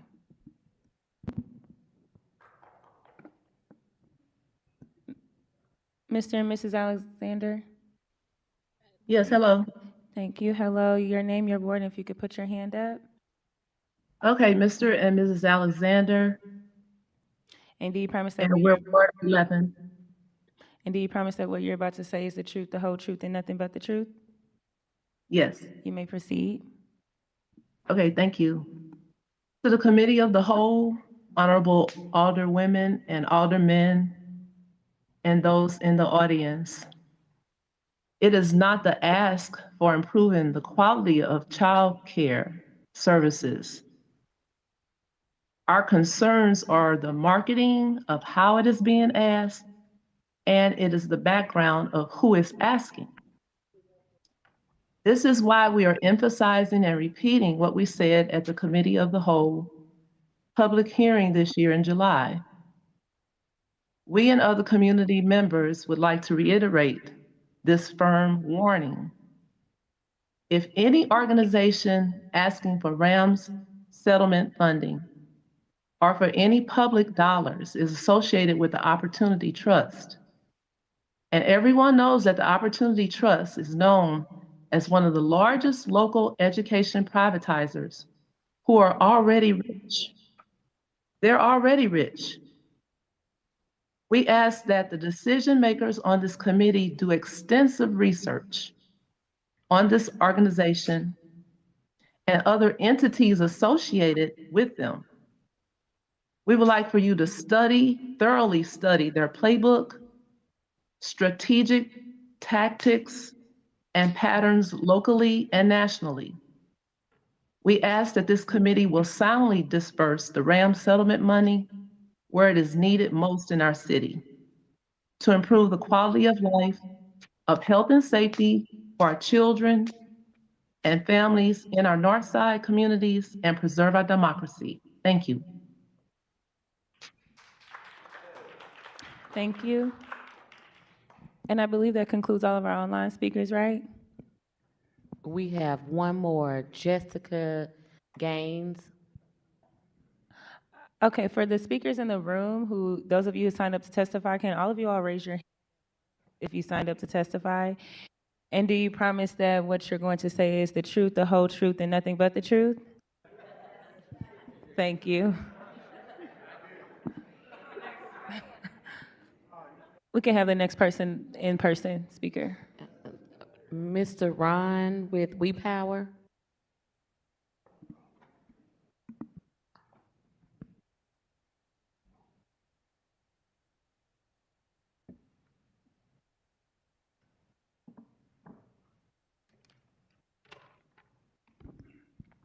My name is Ron Unterreiner, and I live in the county, but I work in the city do business consulting for RISE CDFI, located downtown. Unfortunately, I don't know what ward that is, and also serve as an entrepreneur in residence for WePower. So you're fine with the, okay. Yes, you may begin. So Rams settlement money, 3 words that seem to light up any room and invoke excitement and never-ending conflicting opinions. There's so many needs in our city. There's so many ways to spend this hard-fought-for windfall of available city funds. Do we invest in our infrastructure, our abandoned properties, our deteriorating streets, or do we invest in our people, our communities, and our children? Do we change property, or do we change lives? When Charlie Cooksey and her We Power team introduced me to their enthusiasm for early childhood education, I thought of my experiences as chairman of the board of the Construction Careers Center in AGC city-sponsored charter high school. Too late, I thought. The minds and the ways of teenagers have already formed. Lessons have either been learned or left on the classroom floor. We needed to reach these kids earlier and help them find a better way. The high school struggled and eventually closed their doors. And I thought of my work as chairman of the Board of Building Futures, which is a nonprofit design build workshop up on 13th Street for kids from 1st to 12th grade. Much better, I thought, much earlier in life, more opportunity to make a lifelong impression. Even at Building Futures, we had our challenges, and often thought if only we could reach these kids earlier. The minds of kids are racing from ages 2 to 5, and the kids that excel in life are the ones that hit the early elementary grades a step ahead of their peers. The kids that have been introduced to social skills, reading skills, and basic communication skills are the kids that will have the best chance of being tomorrow's leaders. It is really not all that complicated. Study after study shows what positive impact early childhood education has on young minds and how these early lessons turn into gigantic stepping stones throughout all of life. I do not pretend to know the logistics of how the Rams money should flow and how much is needed and how we can ensure the funds are rightfully invested. But I do know the power and the good and the joy and the hope that can come from an investment in family and positive growth of our children's minds. In my current work, consulting and mentoring minority-owned and women-owned businesses, I see firsthand the challenges that minorities of all races face. I see the challenges that women face. I see the challenges that all new business owners face. Would changing the starting line have made a difference in their lives? I propose that the answer to this question is a resounding yes. So let's even the playing field for our inner city kids. Let's give them every opportunity to compete in this ever-changing world. Let's set them on a path to success that would only grow wider through their elementary years. This is a path that would include all of us. Let's listen to the good people of We Power. They are lighting the way with heart, with love, and with purpose. Let's invest in our people and change lives, not property. Thanks for listening.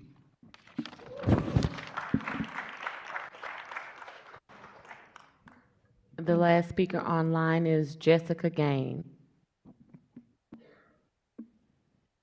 Ms. Gaines, do you promise that what you're about to say is the truth, the whole truth, and nothing but the truth? I do.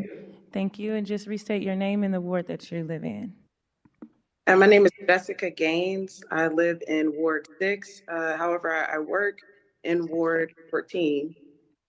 I would like to piggyback off of Ron's statement. As a minority and woman business owner of a general construction company, I do see the value in investing in the early childhood proposition here, not only for our students, for our young people, but for the opportunities that it will bring for contractors, minority, women, business-owned contractors in North St. Louis, in South City, in the city as a whole, to allow them opportunities to participate in larger scale projects that would definitely benefit them. These are also the same parents of those children who will be benefiting from this opportunity of early childcare. Thank you. Thank you.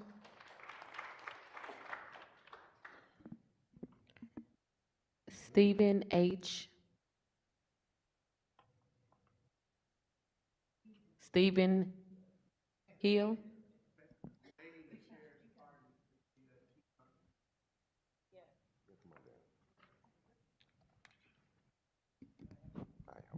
Hello.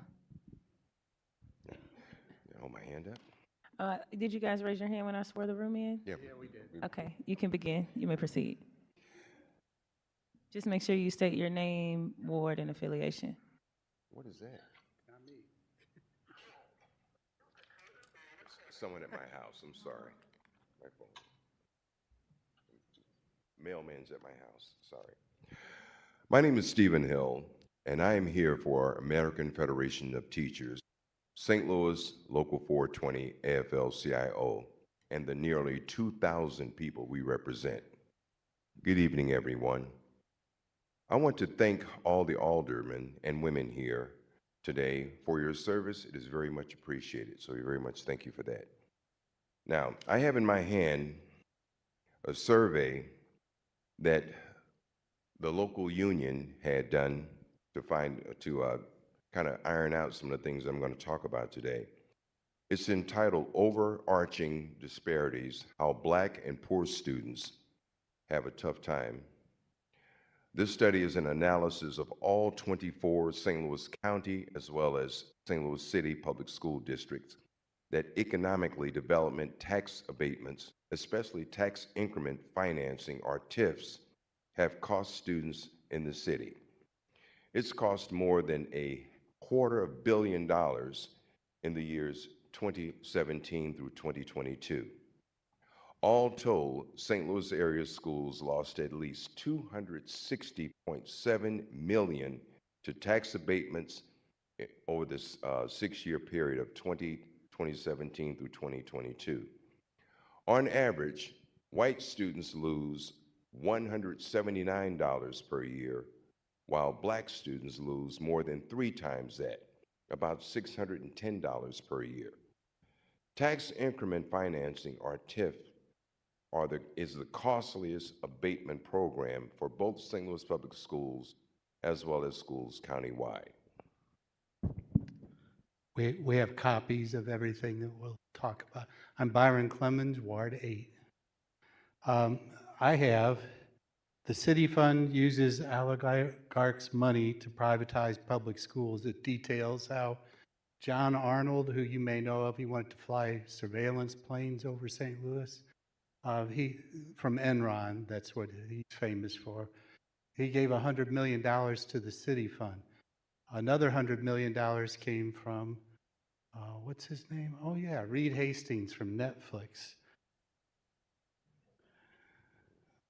The city fund funds Opportunity Trust, and they fund WePower. They all share the same pot of out-of-town billionaires' money. Their stated mission is to privatize public schools and privately managed charter schools. They've accumulated more than $105 million in Missouri, including federal funds for that purpose. Hastings and Arnold fund the city fund, that invests in Opportunity Trust, that invests in WePower. You will hear from some that they're all separate entities. I'm holding up an article detailing just the opposite.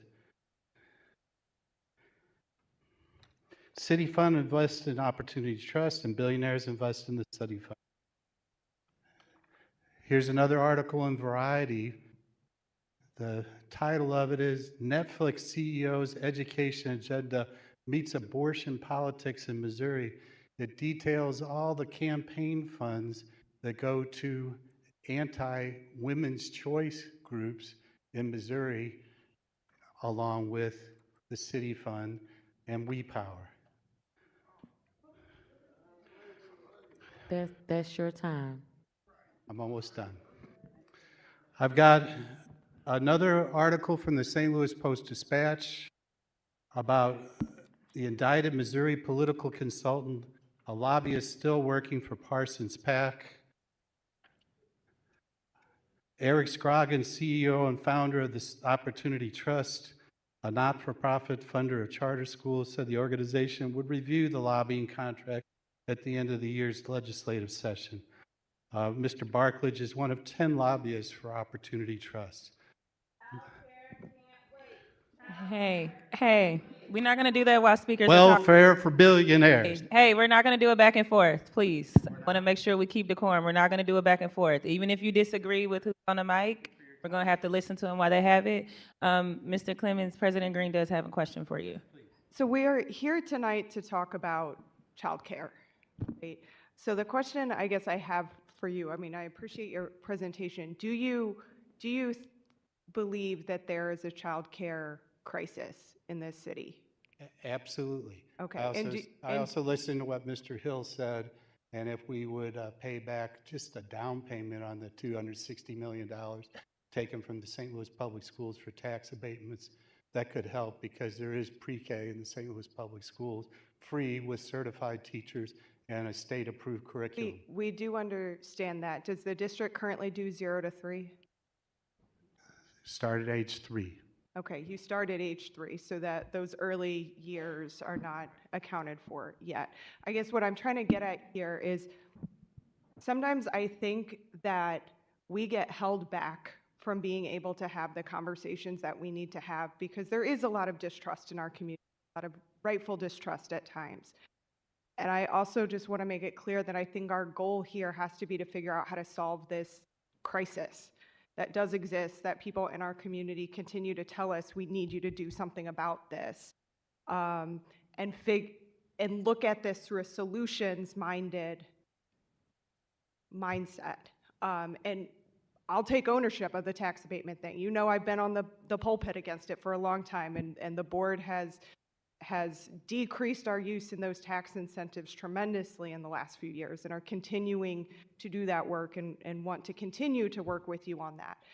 And we also need your partnership in figuring out how we address this childcare issue. And so I hope we can have a follow-up conversation around that because I understand your hesitancy. I understand some of the historic, distrust and who doesn't like who or whatever. But at the end of the day, we have people that don't have childcare, and we have people who can't engage in the workforce because they don't have access to quality, affordable childcare, and we have kids that are being in people's, having to sit in somebody's, front living room in front of a TV all day because we don't have those options. And so I really hope that we can get to a place where we can have a real conversation about how to fix this issue. And that is going to mean having to bring some partners together that maybe don't have the best track record together, maybe don't like each other, maybe don't trust each other. But the fact of the matter is there are a lot of providers here today that are doing that work every day. And I don't want to diminish the work that they're doing or dismiss everybody as being privatizers simply because they're part of a coalition with an organization that maybe you have some. Not the providers themselves, but when Eric Scroggins has control of $105 million, wouldn't that take a big step in the right direction if he spent it? Well, thank you all for coming today. Thank you for your comment. Please, let's have a follow-up conversation because I don't want this to, the challenge of childcare is we continue to get in these battles between providers and school districts, and we end up not solving the problem because of those fights. Traditionally, we have worked together using the curriculum approved by the state that was developed in the St. Louis Public Schools, and we could continue that. Mr. Byrons, we're going to go to the next speaker. Next speaker is going to be Mr. Tavon Brooks, who is online.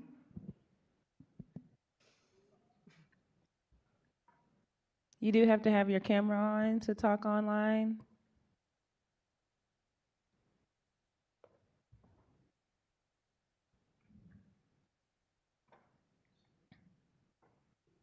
Maybe not.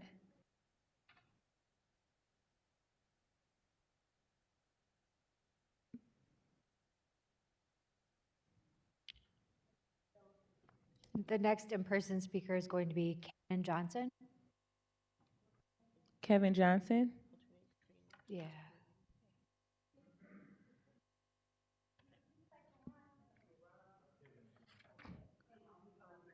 Karan Johnson? Oh, I just saw Mr. Brooks pop up online. He had his camera on.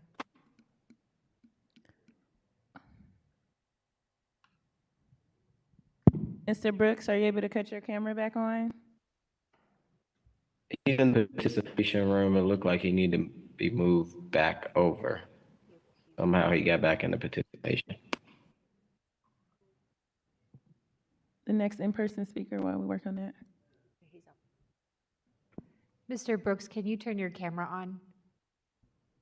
I'm trying to turn it on now. Yeah, it doesn't allow me to turn the camera on. Okay, while you're figuring out how to turn it on, we'll move to the. I think because he's still in the he's in the attendees, then he needs to be moved back over for the panelists to turn the his. next in-person speaker, and then you can figure that out. But please let Yeah, the next right. in-person speaker. That's what I'm doing. He's in the room where he needs. Okay. Turn his camera on. There he is.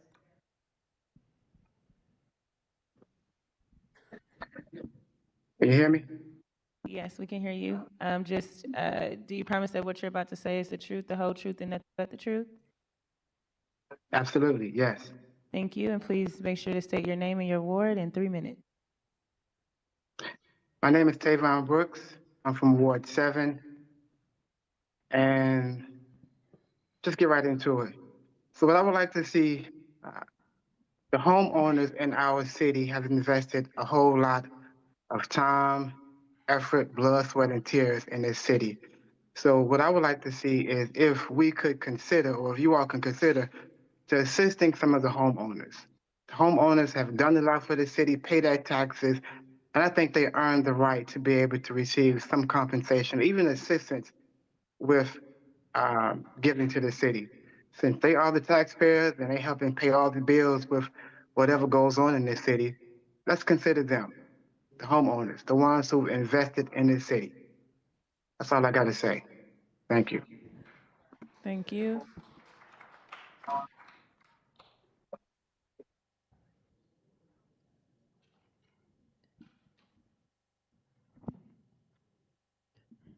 Karan Johnson.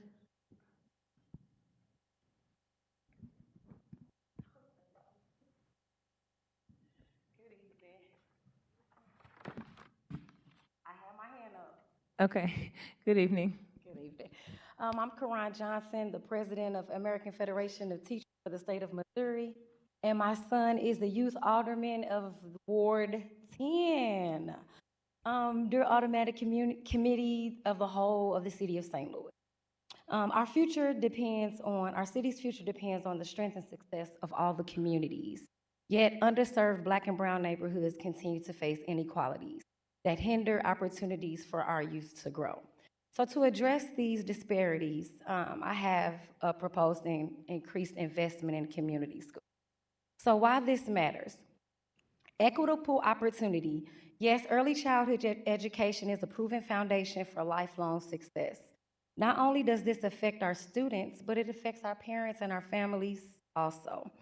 The community growth. If our schools are thriving, then those schools anchor strong communities. In reality, investing in early education not only will improve outcomes, but also bring back our families, our Black-owned businesses, and our mom and pop businesses back to our community, which creates a ripple effect of revitalization. Instead of continuing to bombard our community with businesses that put families out like the NGA, this doesn't help our community grow.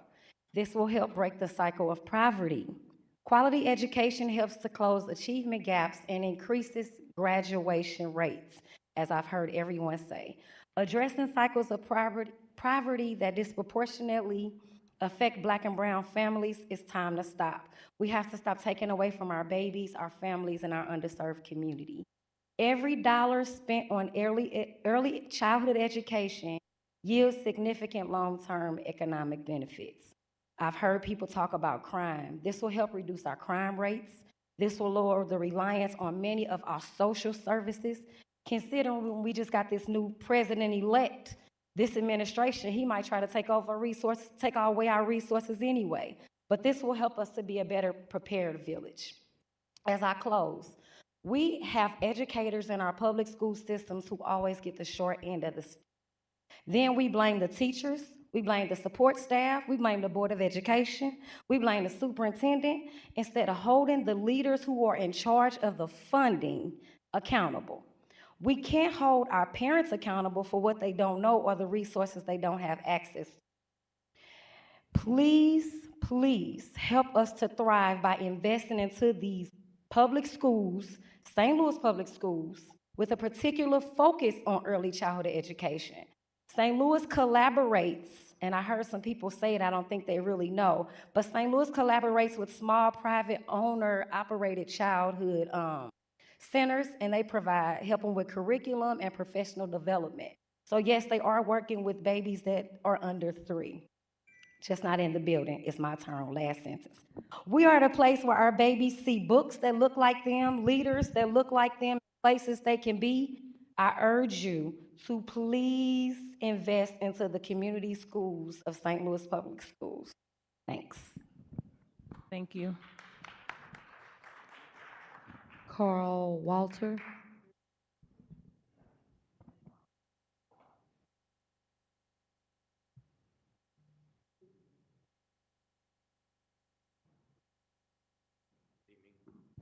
Good evening.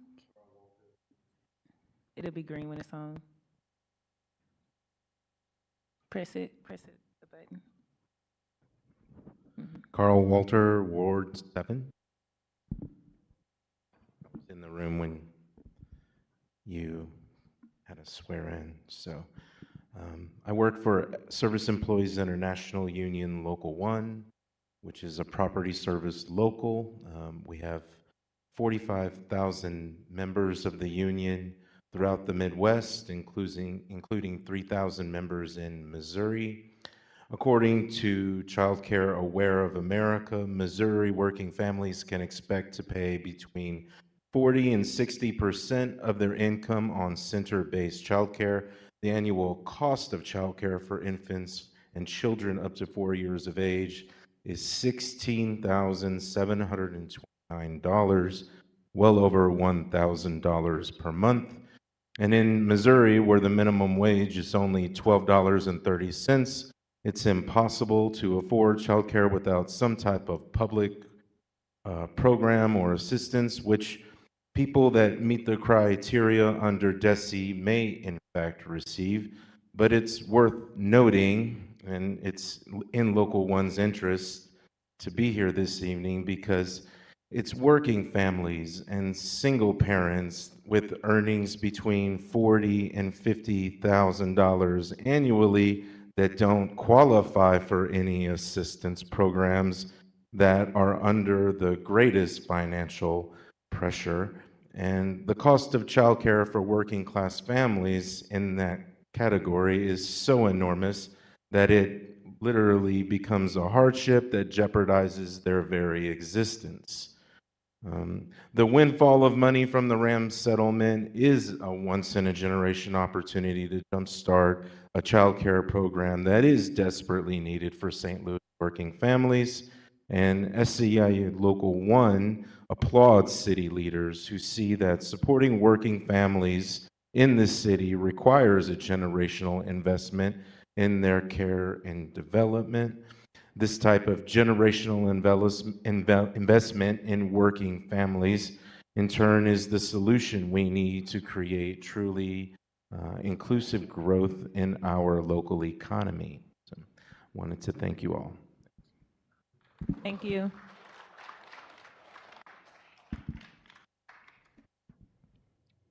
Sarah Kay.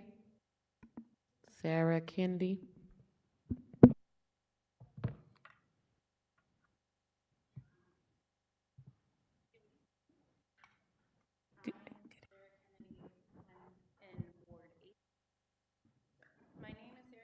Is your mic on, Sarah?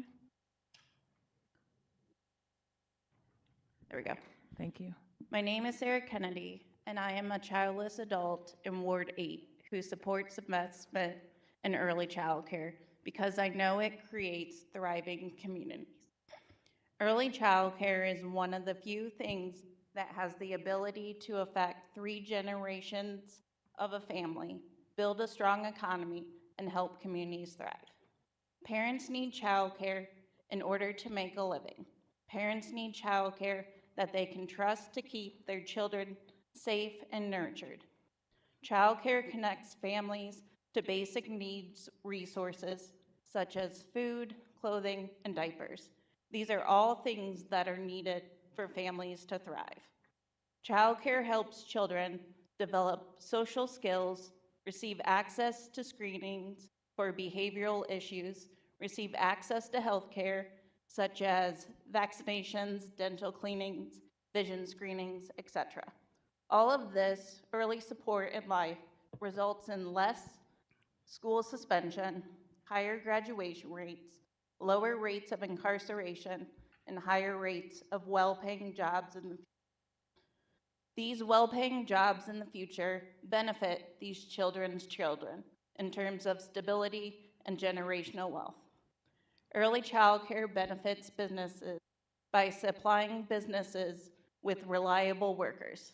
This increases the supply of women in the workforce. In St. Louis City, over 117 centers have closed since 2020. Early childcare providers could not afford to continue to stay open in the broken system that is childcare. Without a thriving childcare system, there will continue to be a worker shortage. Finally, early childcare supports thriving communities by decreasing public safety issues. Children who receive early childcare are more likely to grow up and contribute positively to their communities and workplaces. This is how you sustainably improve public safety, by improving people's lives from the beginning. Early childcare has a return on investment of up to 13% for every dollar invested. None of this happens overnight. It all takes time. Childcare is a complex issue that will take a variety of solutions to solve. One of these solutions is investment in the early childcare system at the local level. St. Louis cannot thrive without proper investment in early childcare. Thank you. Thank you. Lindsay Baker.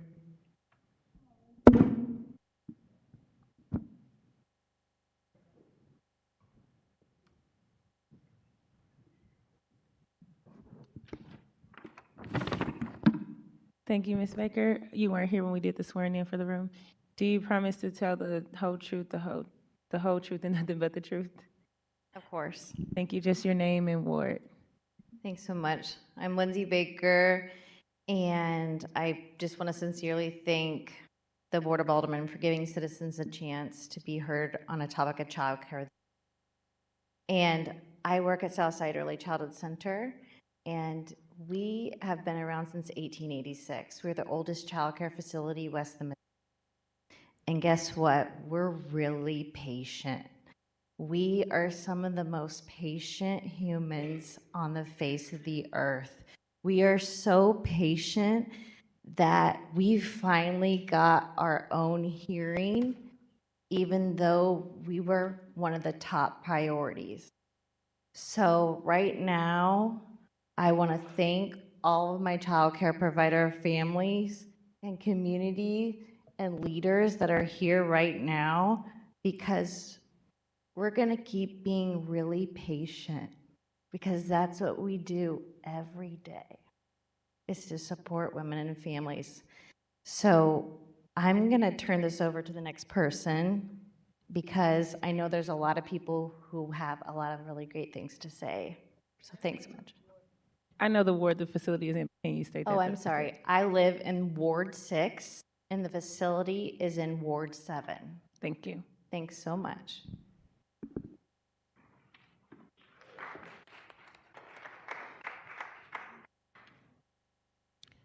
Gloria Nolan.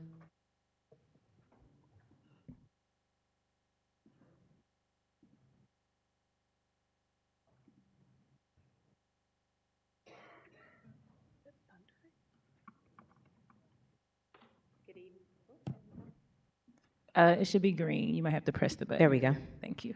Good evening. Ready Good to do this evening. again? Were you in the room when we did Yes. it? Okay, you're okay. You may proceed.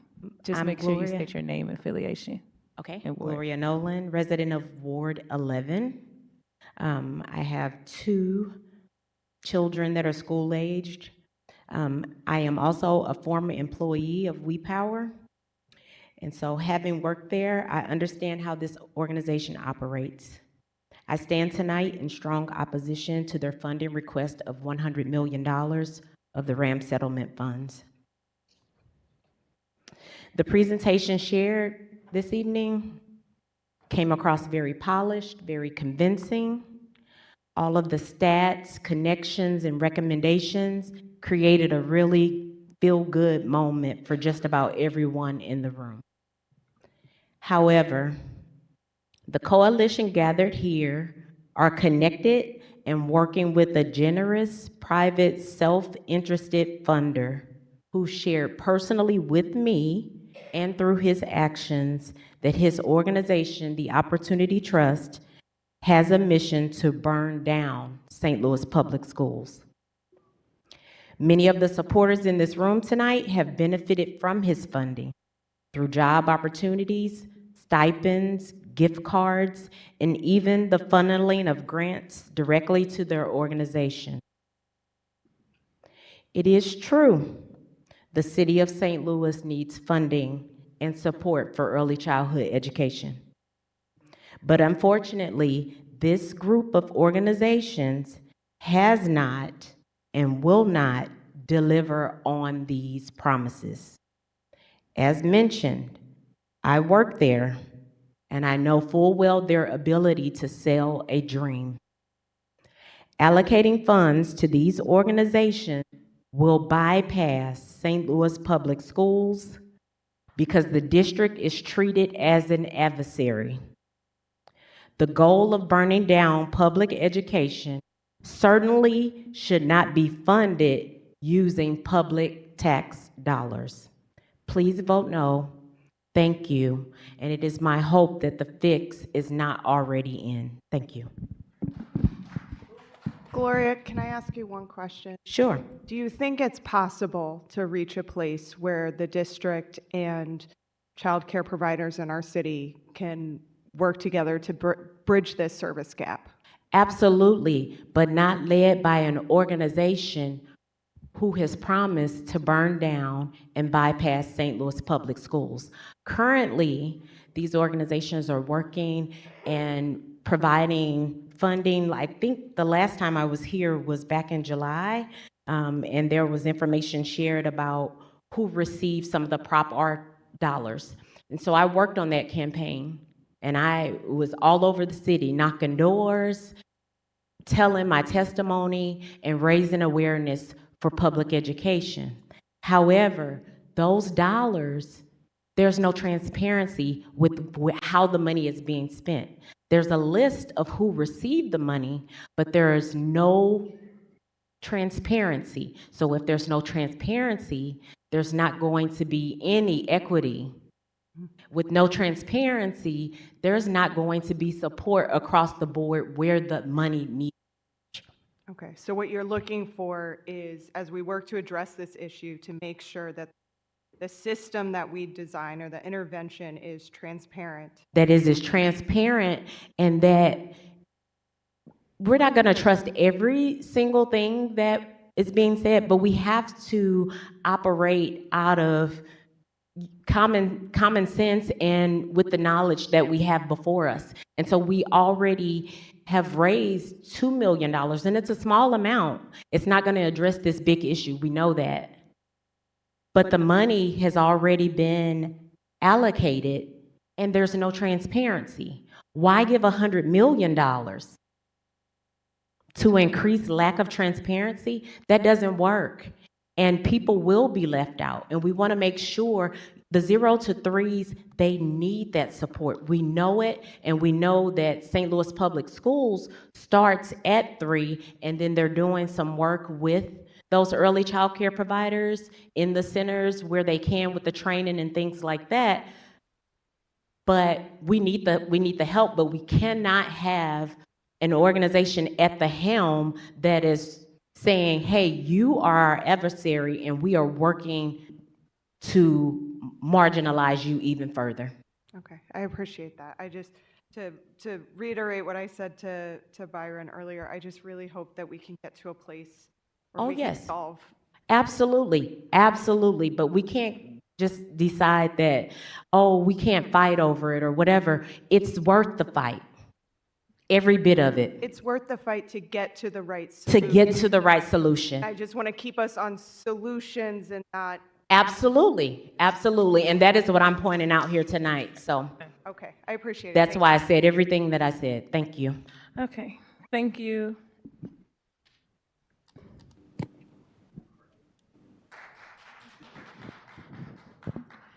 Our online speaker, George Loven. I'm sorry. Good evening. Good evening to all the alder persons and everyone in the room. Good evening. Can you hear me? Yes, we can hear you. And can you just place your right hand up? And do you promise that what you're about to say is the truth, the whole truth, and nothing but the truth? I do. Thank you. And just before you begin, you'll get 3 minutes. We do have about 11 more speakers in person, one more person online. So my ask for the remainder of the committee, if you have comments, keep them germane as best you can to the idea. I know that we have disagreements, and I know we have some other things to work out, but this is a proposal in a meeting. And we're not going to have any more questions or back and forth unless they're from me as the chair, so that we can allow members of the public to have their opportunity to get folks home at a decent time.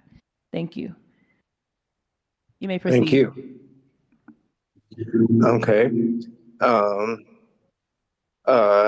I really feel that we need to find a balance. As a resident, my name is George Lovan. I live in the 13th Ward.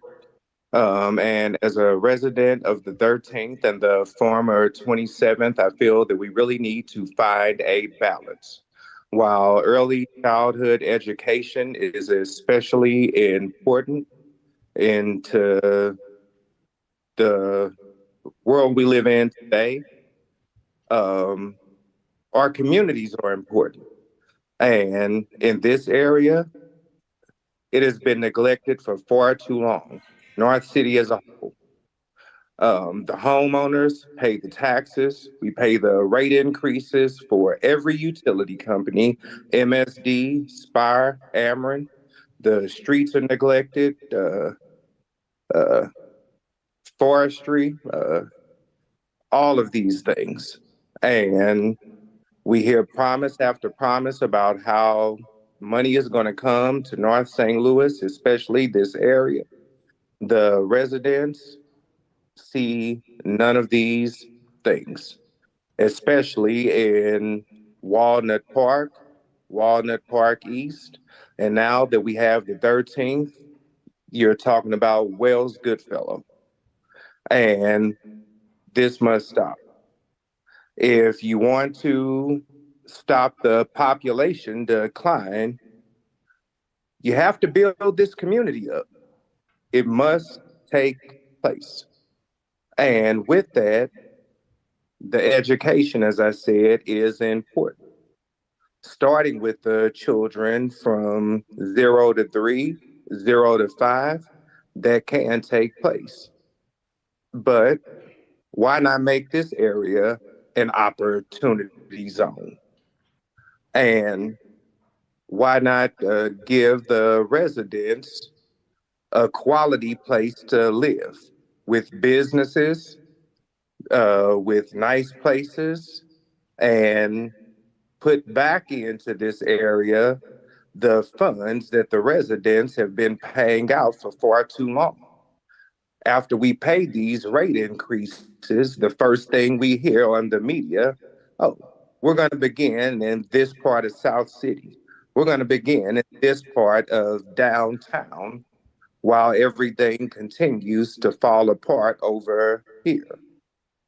It's been going on for far too long, and it must stop. if you want the city to thrive and grow, and the population growth to stop declining and increase. That is all. Thank you for hearing me, and I appreciate it. Thank you. Gordon, looks like a C, last initial C.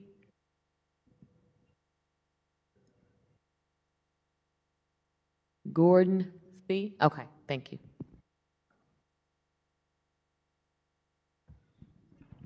Gordon Carlson. I live just south of Page in what's now the 10th Ward.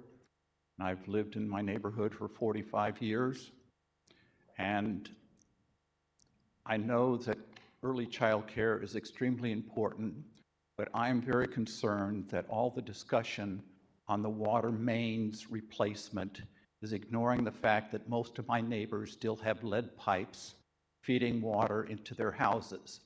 And I have worked in the neighborhood a long time, and the big issue is a lot of kids are being damaged by lead water coming into their houses that they're drinking every day. And it is going to affect their ability, whether in early child care or elementary school. And so we need to deal with the lead pipes in the houses of the city to stop the damage to the minds of our children.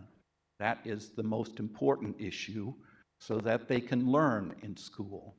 And also, I want to say that we need to get the community center at Enright and Union back open that the city owns and has shut it down. And we need a place for the older kids to have some place to go to stay out of trouble. Thank you. Thank you.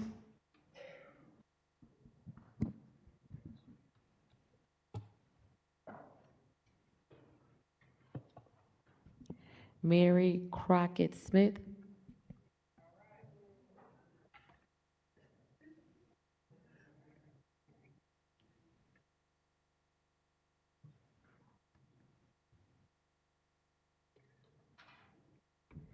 Good evening. I'm Dr. Mary Crockett Smith.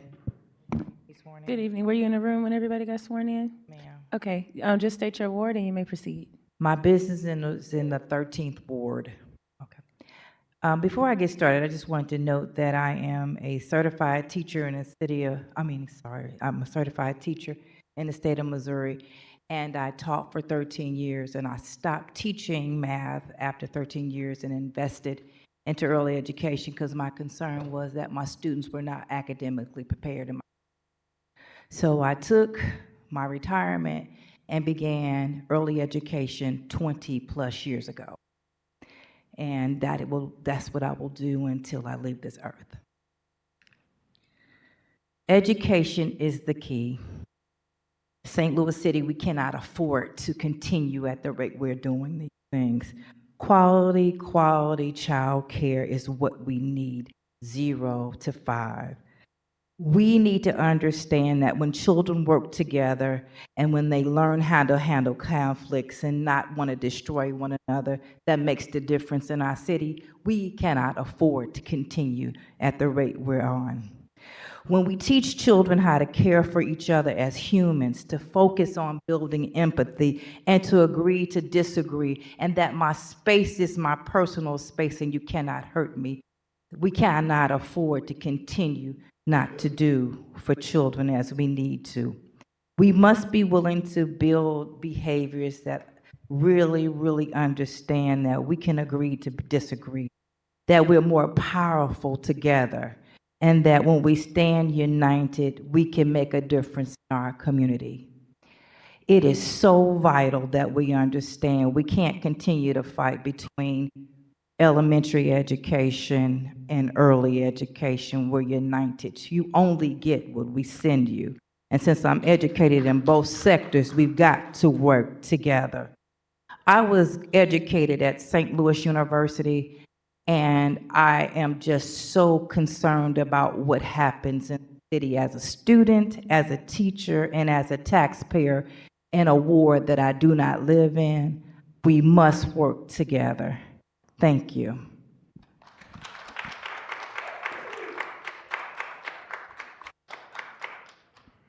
Lisa Shear.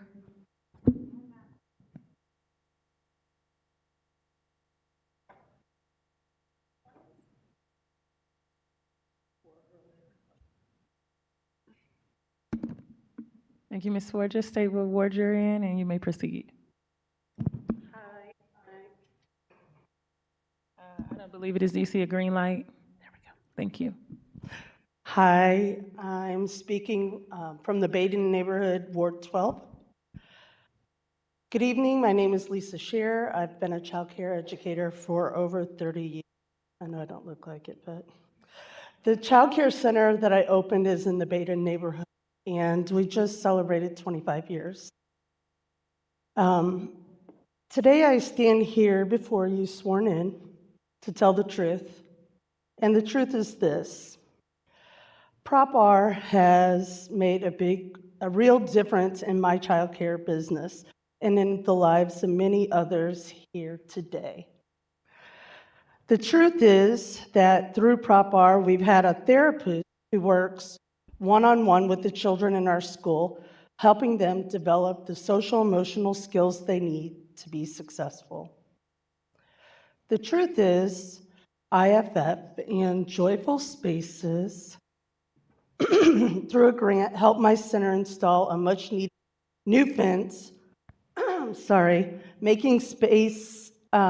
our space safer and more secure for the children we care for every day. The truth is that when I went through a tough divorce, Teach Missouri provided scholarships that allowed me to continue my education, which helped me to better provide for my 3 children. The truth is, educators like me are exhausted. We're tired of fighting for funding for childcare. We worked through a pandemic while public school teachers were told to go home. And while I have the utmost respect for public school teachers, my favorite sister-in-law is one, there's some in this room that are pitting us against each other, and we need unity, not division. The truth is we provide quality programming and wraparound care that's not available in the public sector. The truth is we're serious about fixing our city. We must invest in our most valuable asset, our children. As Frederick Douglass once said, it's easier to build strong children than it is to fix a broken man. So I want to end by echoing Paula's challenge. It's our time to make generational change for our children and our future. So I'm just asking that you please consider investing in ECE. Thank you. Thank you. Sandra Kay.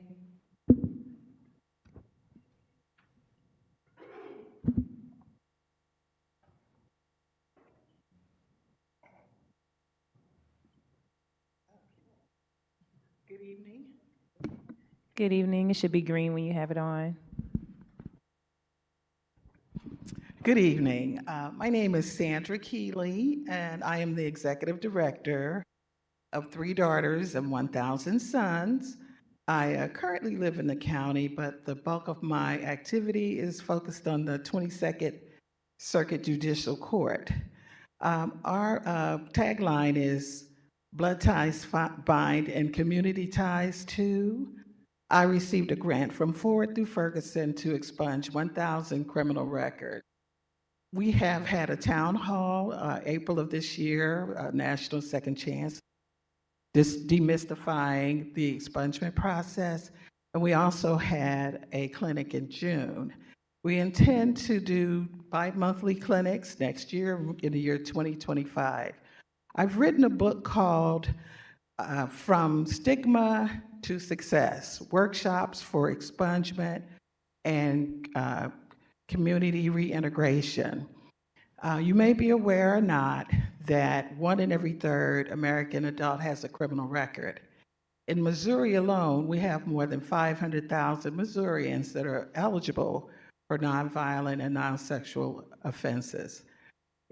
we're starting to have a rearview mirror as it relates to criminal records with the passage of Amendment 3, which legalized recreational marijuana. And just recently, we have been exposed to the fact that you can be a convicted felon and still run for president. So at a conference in Missouri, Columbia, Missouri, Empower Missouri Anti-Poverty Conference had a presentation where it indicated that not only are we looking at the school pipeline to prison at this day and time, it's starting at preschool. So I'm really here in support of the effort to set aside the $100 million for early childhood education, because we just want to just cut off that pipeline to prison. So thank you.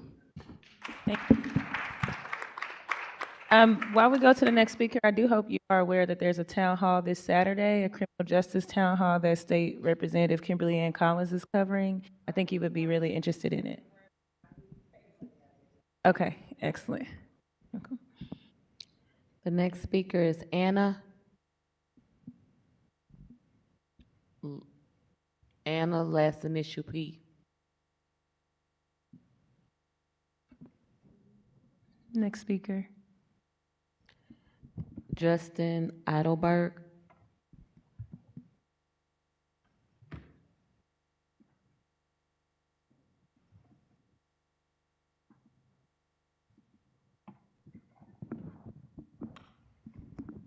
Hi, Justin. Just restate your name and your ward. My name's Justin Eidelberg. I'm from the great 10th Ward.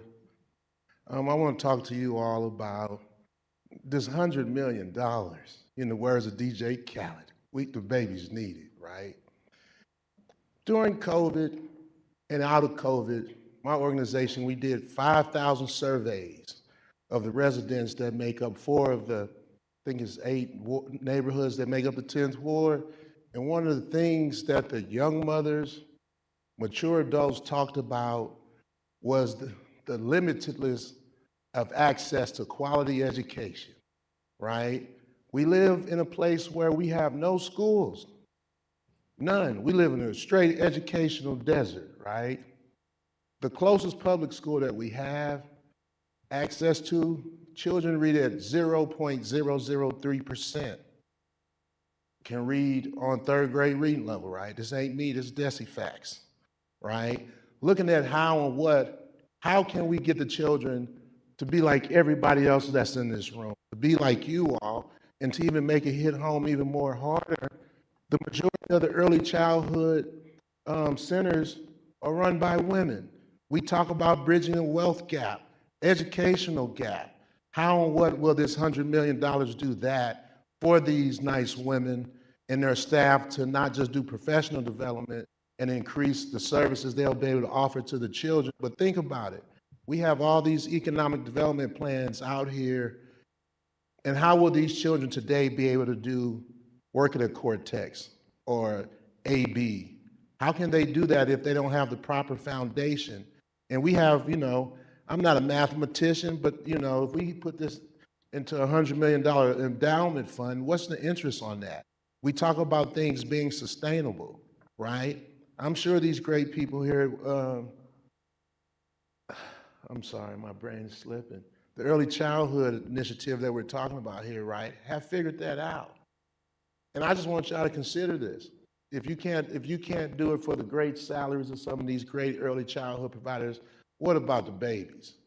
We talk about the potholes. I don't care about going to get new tires. What I do care about is children not having the bad opportunities that my friends had, that I had to thrive. We talk about, we want to transform St. Louis and what that can look like. I ask you all, how can that and what does that look like for our babies and the mothers that help create these opportunities? I'm gonna be quiet because y'all know I like to talk, but this is not the time or the space for that. I just want y'all to really give the money to the babies. Thank y'all. Thank you, Justin.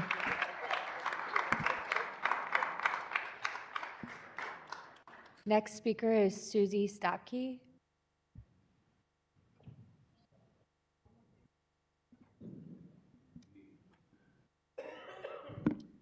Next speaker. Okay, next we have Yolanda, no last name given, from the Penrose Neighborhood Community Association.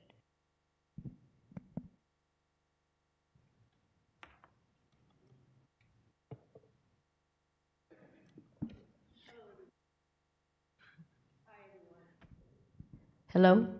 Hey. Yes, hi, Ms. Yolanda. Hi, everyone. My name is Yolanda Owens. I am in Ward 11. I'm on the board for the Penrose Community Association, and I'm glad to be here today, and I want to thank all the aldermen for the hard work you're doing. And I didn't know this was about the childcare, but I'm happy to hear that we're working hard for our babies. But I also want to bring to light Miss, hold on a second. The money for the Ram settlement. North City has been neglected, and it's time for it to stop. I want everyone here on the screen and you aldermen to compare how North City looks versus Central West End, all these beautiful areas that I and my mother, who's 77 years old, have to leave our community to go to the Central West End, the county, and all these other places to eat a good meal and sit down. We are tired of you guys, I'm not gonna say you guys, we are tired of being overlooked. I'm not saying that all this money or that amount of money should go to North City, but I'm saying don't do what you've been doing. Don't forget us. South City has had so much money poured into them. Our alderwoman put this board bill out here, and I'm proud of her. She's standing up. I also commend our mayor for all the challenges that we have. Big up to the mayor. But I'm telling you, please think about us, level the playing field. We're talking about transparency, level the playing playing field. You know where you live. You know what you see when you come out of your house. I don't want our children seeing boarded up houses, dirty streets, homeless people. That money, whatever you choose to do with it, do not, I implore you, do not forget about North City. We have been underserved, and you guys need to hear it. I want it in your face. I want you to dream about it and think about it, because we have elderly, we have children, and it is not fair. You guys know this, and you act like you don't know how to level the playing field. Look at the other neighborhoods. My cousin is going to testify. She lived in South City, and she's going to talk a little bit about what she's seen in her community when she lived there. She took a chance and she moved to North City, and she's been appalled at what she's seen. And I commend you, because you're working hard for your ward. But you all the people need to work together as a team to get these things done. And in an order of priority of where we are today, our North City has been forgotten. I love everybody. I love my city. I do. I'm a graduate of Johns Hopkins University. I've worked for the Pentagon. I've been out of this state for a long time, and I'm back, and I'm here to fight for my city. But please, please, please think about us. Please. It's your time. Thank you. Thank you.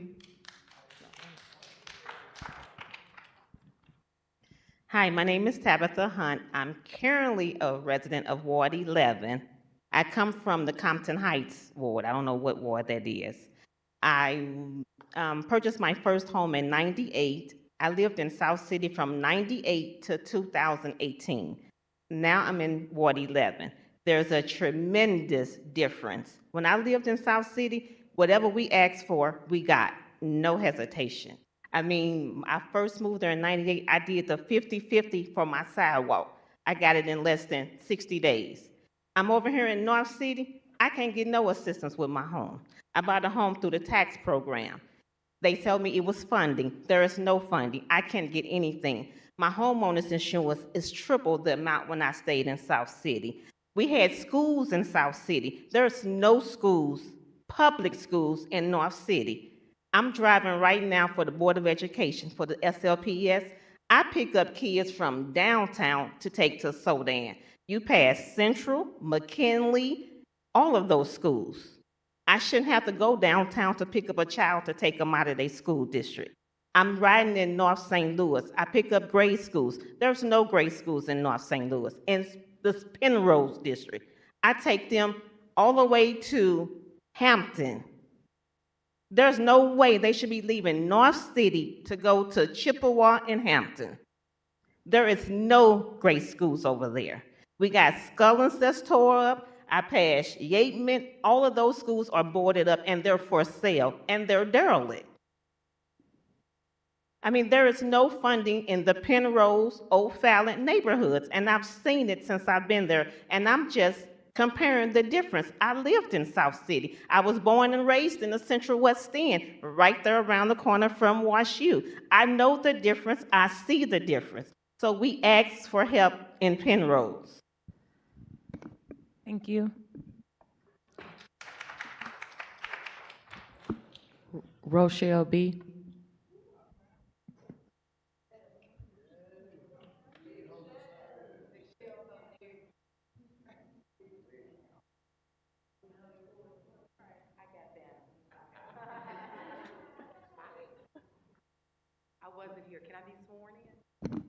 Do you promise that what you're affirming that what you're about to say is the truth, the whole truth, and nothing but the truth? I do want to let everyone here know that we do have a sharp end time of about 8:30, 8:35 at the latest, so I'm doing our best to get us through. You may proceed. Do you have a microphone so that the people at home can hear you as well? So this is for my sister that just spoke. So I have visual images for you guys. So one, I want the older persons to see it first. So this one represents South St. Louis. This represents North St. Louis. I took these photos from the LRA's site when I was looking for a building. Those pink lines represent derelict, condemned property in North St. Louis. That's South St. Louis. 70% of each block. Can we turn it around so that they can see? Make sure. So that's your neighborhood. That's where we're asking that you all reinvest in, okay? So now let's talk about the talent that we can retain.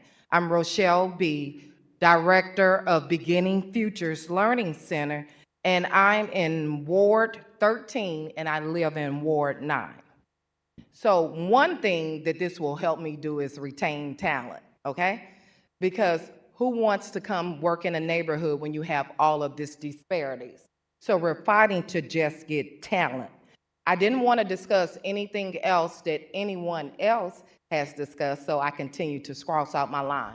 Now let's talk about Prop R, okay?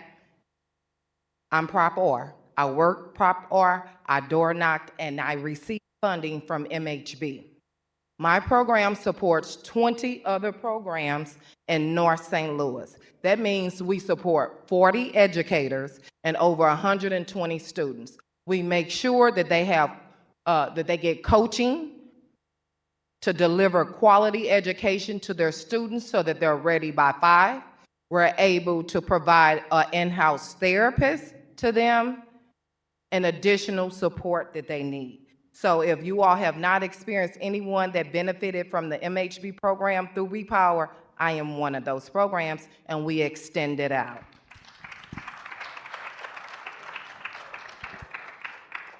Now I wanted to share what we share with St. Louis Public Schools, okay? So over 80% of childcare facilities do before and after care. So we have their students before they go to work and when those teachers get off.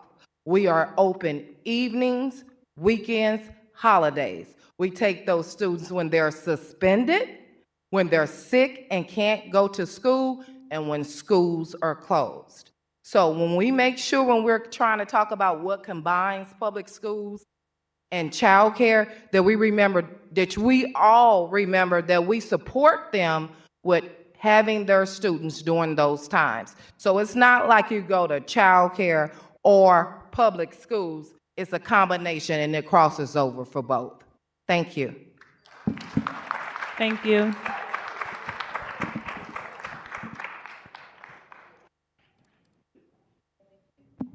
Stephanie Camden. Stephanie Camden. Next speaker is Angel Bradley.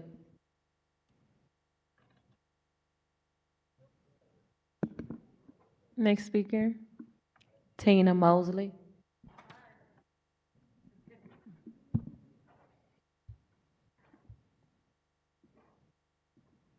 Good evening. Good evening. My name is Tina Mosley. I'm with St. Louis County. It should be green when it's on. Green light is on. Okay. Thank you. Okay. My name is Tina Mosley. I'm from St. Louis County. However, I work with St. Louis City programs, as Rochelle B. just said. I am one of the Prop R recipients through St. Louis Mental Health Board grants. And we have worked with over 15 programs, actually over 45 programs over the last 3 years. And 900 children within the city of St. Louis. And we have been very successful working with the city. And I also am a child care provider, and I am a family child care provider. I heard one of the ladies say that she is an advocate for family child care, and woo-hoo, I appreciate that. And we are private centers, and we appreciate her speaking on our behalf, and that's needed and necessary. But what I wanted to say was that we are needed. I know you just made me nervous looking at me like that. You're like this. You just made me nervous. We are needed, and the RAM settlement is needed for our children. And from license, I am a licensed accredited program. I have been in business for 29 years, and I have served children in our community. And like I said, I work for a nonprofit organization. Actually, I'm a co-founder. And that's how I was able to apply for the St. Louis Mental Health Board grant and be a recipient for the last 3 years. But the RAM settlement funds would help the city child care centers and the children in the city receive the necessary funds that they need to Joyful Spaces. I have been a recipient to receive the Joyful Spaces to help elevate my program and to improve the quality of the program. And that's from within, right? And when children come into a program and the walls and floors and the lighting is corrected, that makes a world of a difference, as well as the parents. And that goes from inside to outside, and that affects the entire community. And people don't understand that. And I heard Alderwoman Key said that she's for the city. This is how you change the city. This is how you change the community. It doesn't, you're looking at one program. I know my time is up, but you're looking at one program at a time. But that's how you change the city. That's how you change the community, one program at a time. And this 15 programs that I work with in the city, that's 100 children, 300 children, but that's per family that come in and bring those children. And those children, those families take those children home, and they have families, and it affects one child, one family at a time, and it goes on and on and on. That's how you change the city. Thank you.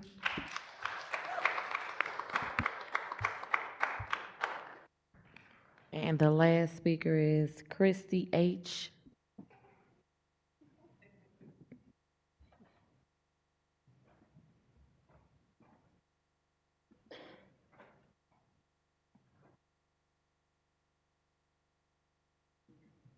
No, it should be green when you get it on.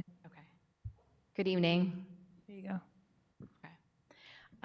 First of all, I just want to say thank you to you all. I know it's a late night and you all are here a lot and you have really big decisions, not just today, but every day. And so thanks for your service to our city. I come here tonight as a lifelong St. Louisan who has deep love and care for my city.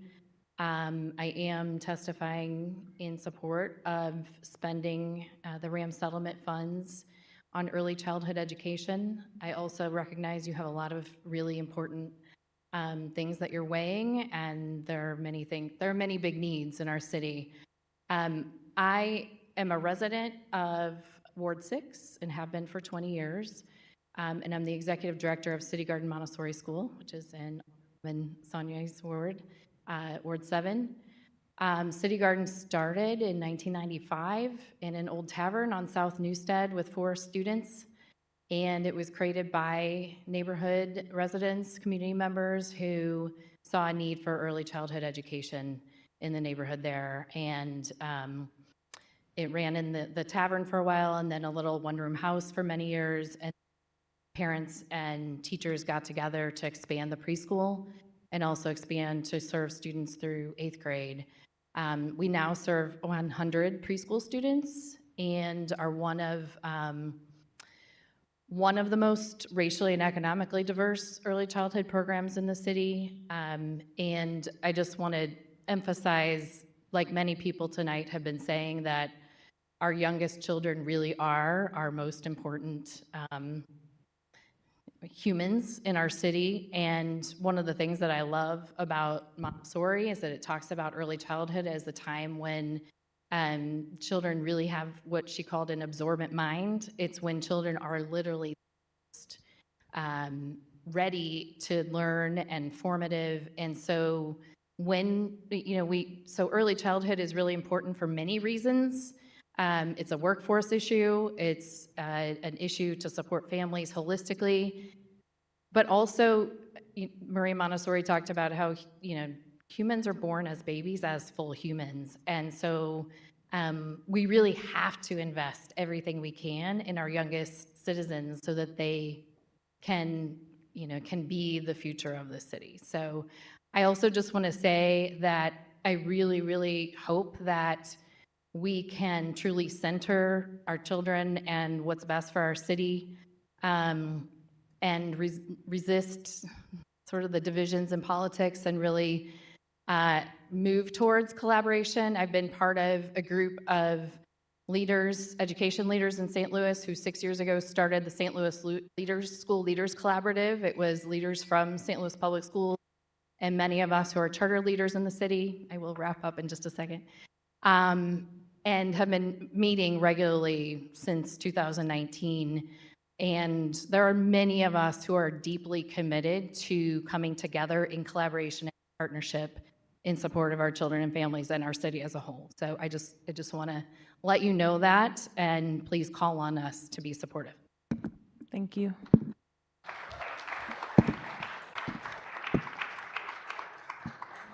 Is that everyone? We have one speaker online if you want to take it. Okay, last speaker. In 3 minutes, not a second over. Okay. You do have to cut your camera on. Tracy Fantini. Tracy Fantini. Yes. Can you cut your camera on? Yep. Okay, thank you. Just your name, ward, in 3 minutes or 2.5. Thank you. Certainly. My name is Tracy Fantini. I do not live in the city currently, but I have 2 children in St. Louis Public Schools, and their dad does live in the city, Ward 1. I am one of the co-chairs of the Parent Action Council, and as I mentioned, have two kids in SLPS. I appreciate the opportunity. I agree that we need public investment in childcare and helping families who struggle to afford childcare in pre-K. But how we do that and who gets the money matters. I would truly beg you not to fall for the splashy marketing campaigns of the Opportunity Trust with their fancy presentations and big promises that will not materialize if you give them more public money.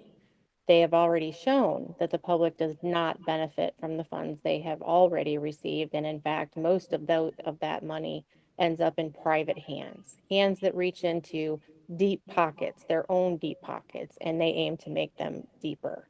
So whatever you do with this money, please make sure that that there is accountability, because that's what they rely on, the lack of accountability. I believe it was Alderwoman Keys who mentioned the city's loss of population, and a strong city government-backed, community-backed, flourishing St. Louis Public Schools benefits everyone. It's the first thing families look at when they decide to move to the city or stay here in the city. And investing in SLPS is a true investment in our future. Giving money to Friends of the Opportunity Trust fuels the fire that they are trying to set to, quote, burn SLPS down, in Eric Scroggins' own words. And I understand that we need to work together, but we can't work with the wolf when the wolf has already devoured part of our city's public education and is still there trying to devour more. We can't work with them because they make big promises. We have to all invest in our public school system if we're going to protect it and protect democracy in the city. Thank you so much for the opportunity. Thank you. Okay, so we have made it. I just want to again thank every single one of you all who came out to testify today. I know that when we have ideas that feel personal to us, it feels like, wow, what is this? But certainly during my short time as Alderwoman, we've had many contentious ideas that started off and looked like there was a pathway forward, that looked like there was all this history. And honestly, as a new alder, a lot of times it's 5, 10, 20 years ago, people, this happened, that happened. But I think what I've seen over and over again is at the Board of Aldermen, we have figured out how to get in the room to figure the things out. And I think no matter how you feel about the specifics of the idea of childcare being supported and offered to our children, it seems like we do all agree that our children and our city's future is worth us to figure it out. And that we do all agree that what's most important is that we need a solution that best works for everybody involved. So I hope that if you are new today, if this is your first time seeing it, that you will go and look at the idea we're discussing today in the portal. And I know there are so many other things might feel attached to it, but just go and look at it and give it a fine eye and see if there's anything in there that you like or you don't like, and do your best to give it an objective, fair chance, as we will with every idea that is in the portal. And I'm sure that myself and my colleagues will be taking time, now that this is our final anticipated committee of the whole, to have these conversations. So,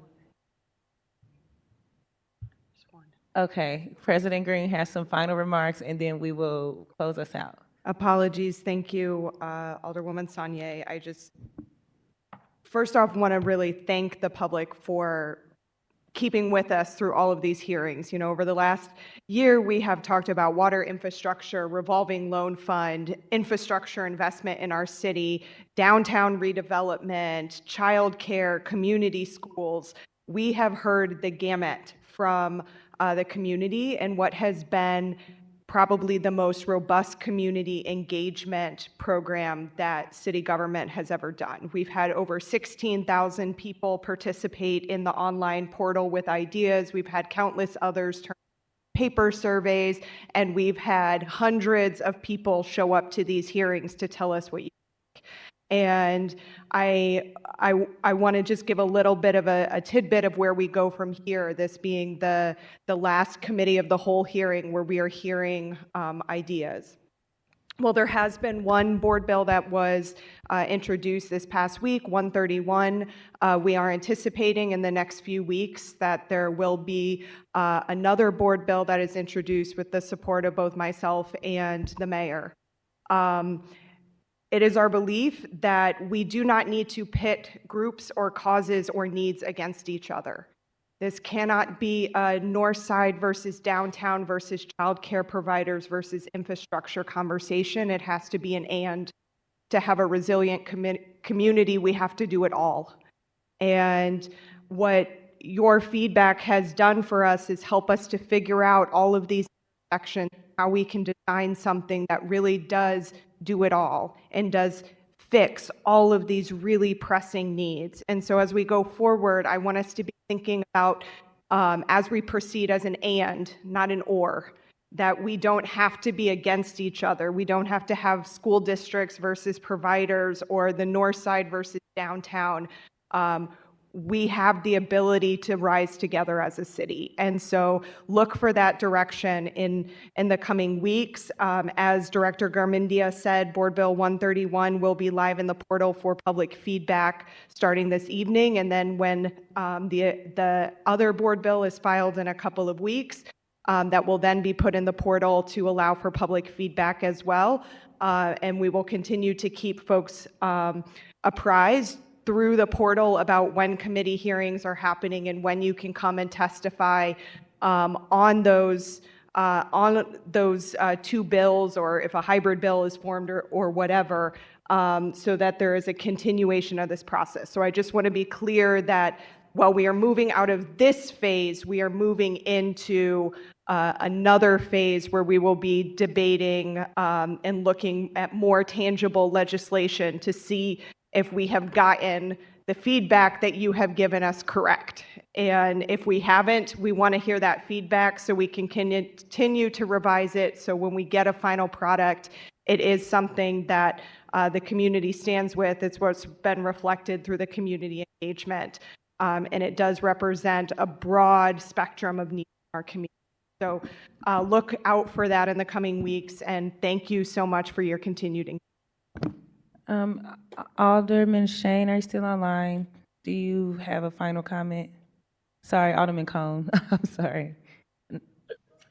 No, did I have my hand raised? And I just want to make sure, since I gave President Green the floor and this is our final meeting, that I gave any alder that was still present the chance. Thank you. No, I'm good. Thank you. Alderwoman Clark Hubbard, do you have any final comments? I have a lot of final comments, but in the interest of time, I will just take the time to thank you all for coming here today. It was mentioned, that this is not the place and the time by my brother, Justin. I call him my little brother, but this is absolutely the place and the time. This is the place and the time for us to be able to hear from you all. And I echo the sentiments about this being an and conversation. For me, it's really an and conversation.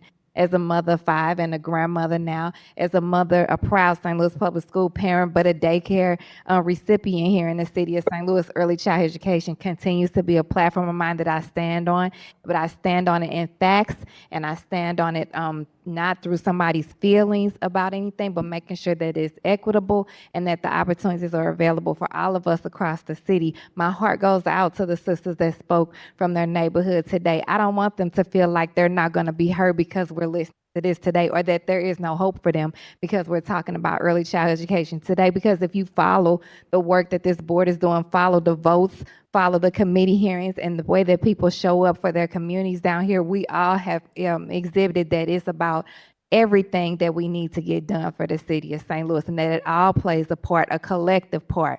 So I want all of you to know that we're listening today. We've been listening. We continue to listen. None of us have been here for the decades of systemic and intentional things that have been done against our communities down here, but we are all here working collectively to try to fight it and working collectively to try to change it. And look at people's votes and how they show up and how they will bring things to the table that can really get done. And so don't give up. I know you all were still here, but please don't give up hope. Thank you for standing here. Thank you for being here today. Thank you for speaking today. Know that I speak for myself. My door is always open. Of course, I'm proudly and humbly served the 10th Ward, but my record and my reflection my work rather reflects that I'll show up wherever I can to support whoever I can in the entire city, because I love my city too, sis. So thank you, and thank you for having these meetings and these spaces, creating and intentionally holding these spaces for this work. Thank you. Thank you. Alderman Aldridge, 60 seconds. 60 seconds. I try to do that. You give a politician the mic, it's like a pastor. First, I do want to say thank you to so many people. First, I want to, this has been a long year process. So to you, Madam Clerk, you, Madam Chairwoman, Alderwoman Sonia, thank you for continuing to make we engage the community in this process with the RAM settlement. This is absolutely something new that the city has never embarked on before. So thank you for your leadership and making sure that community is always centered, no matter how long it takes. I will take a playbook out of the Alderman from the 10th Ward. Committee is where the work happens. These spaces is where community actually can come and have input. So thank you, Madam Chairwoman, for your work. Thank you, Madam President, and your team for leading a conversation on something I think that's going to be transformative.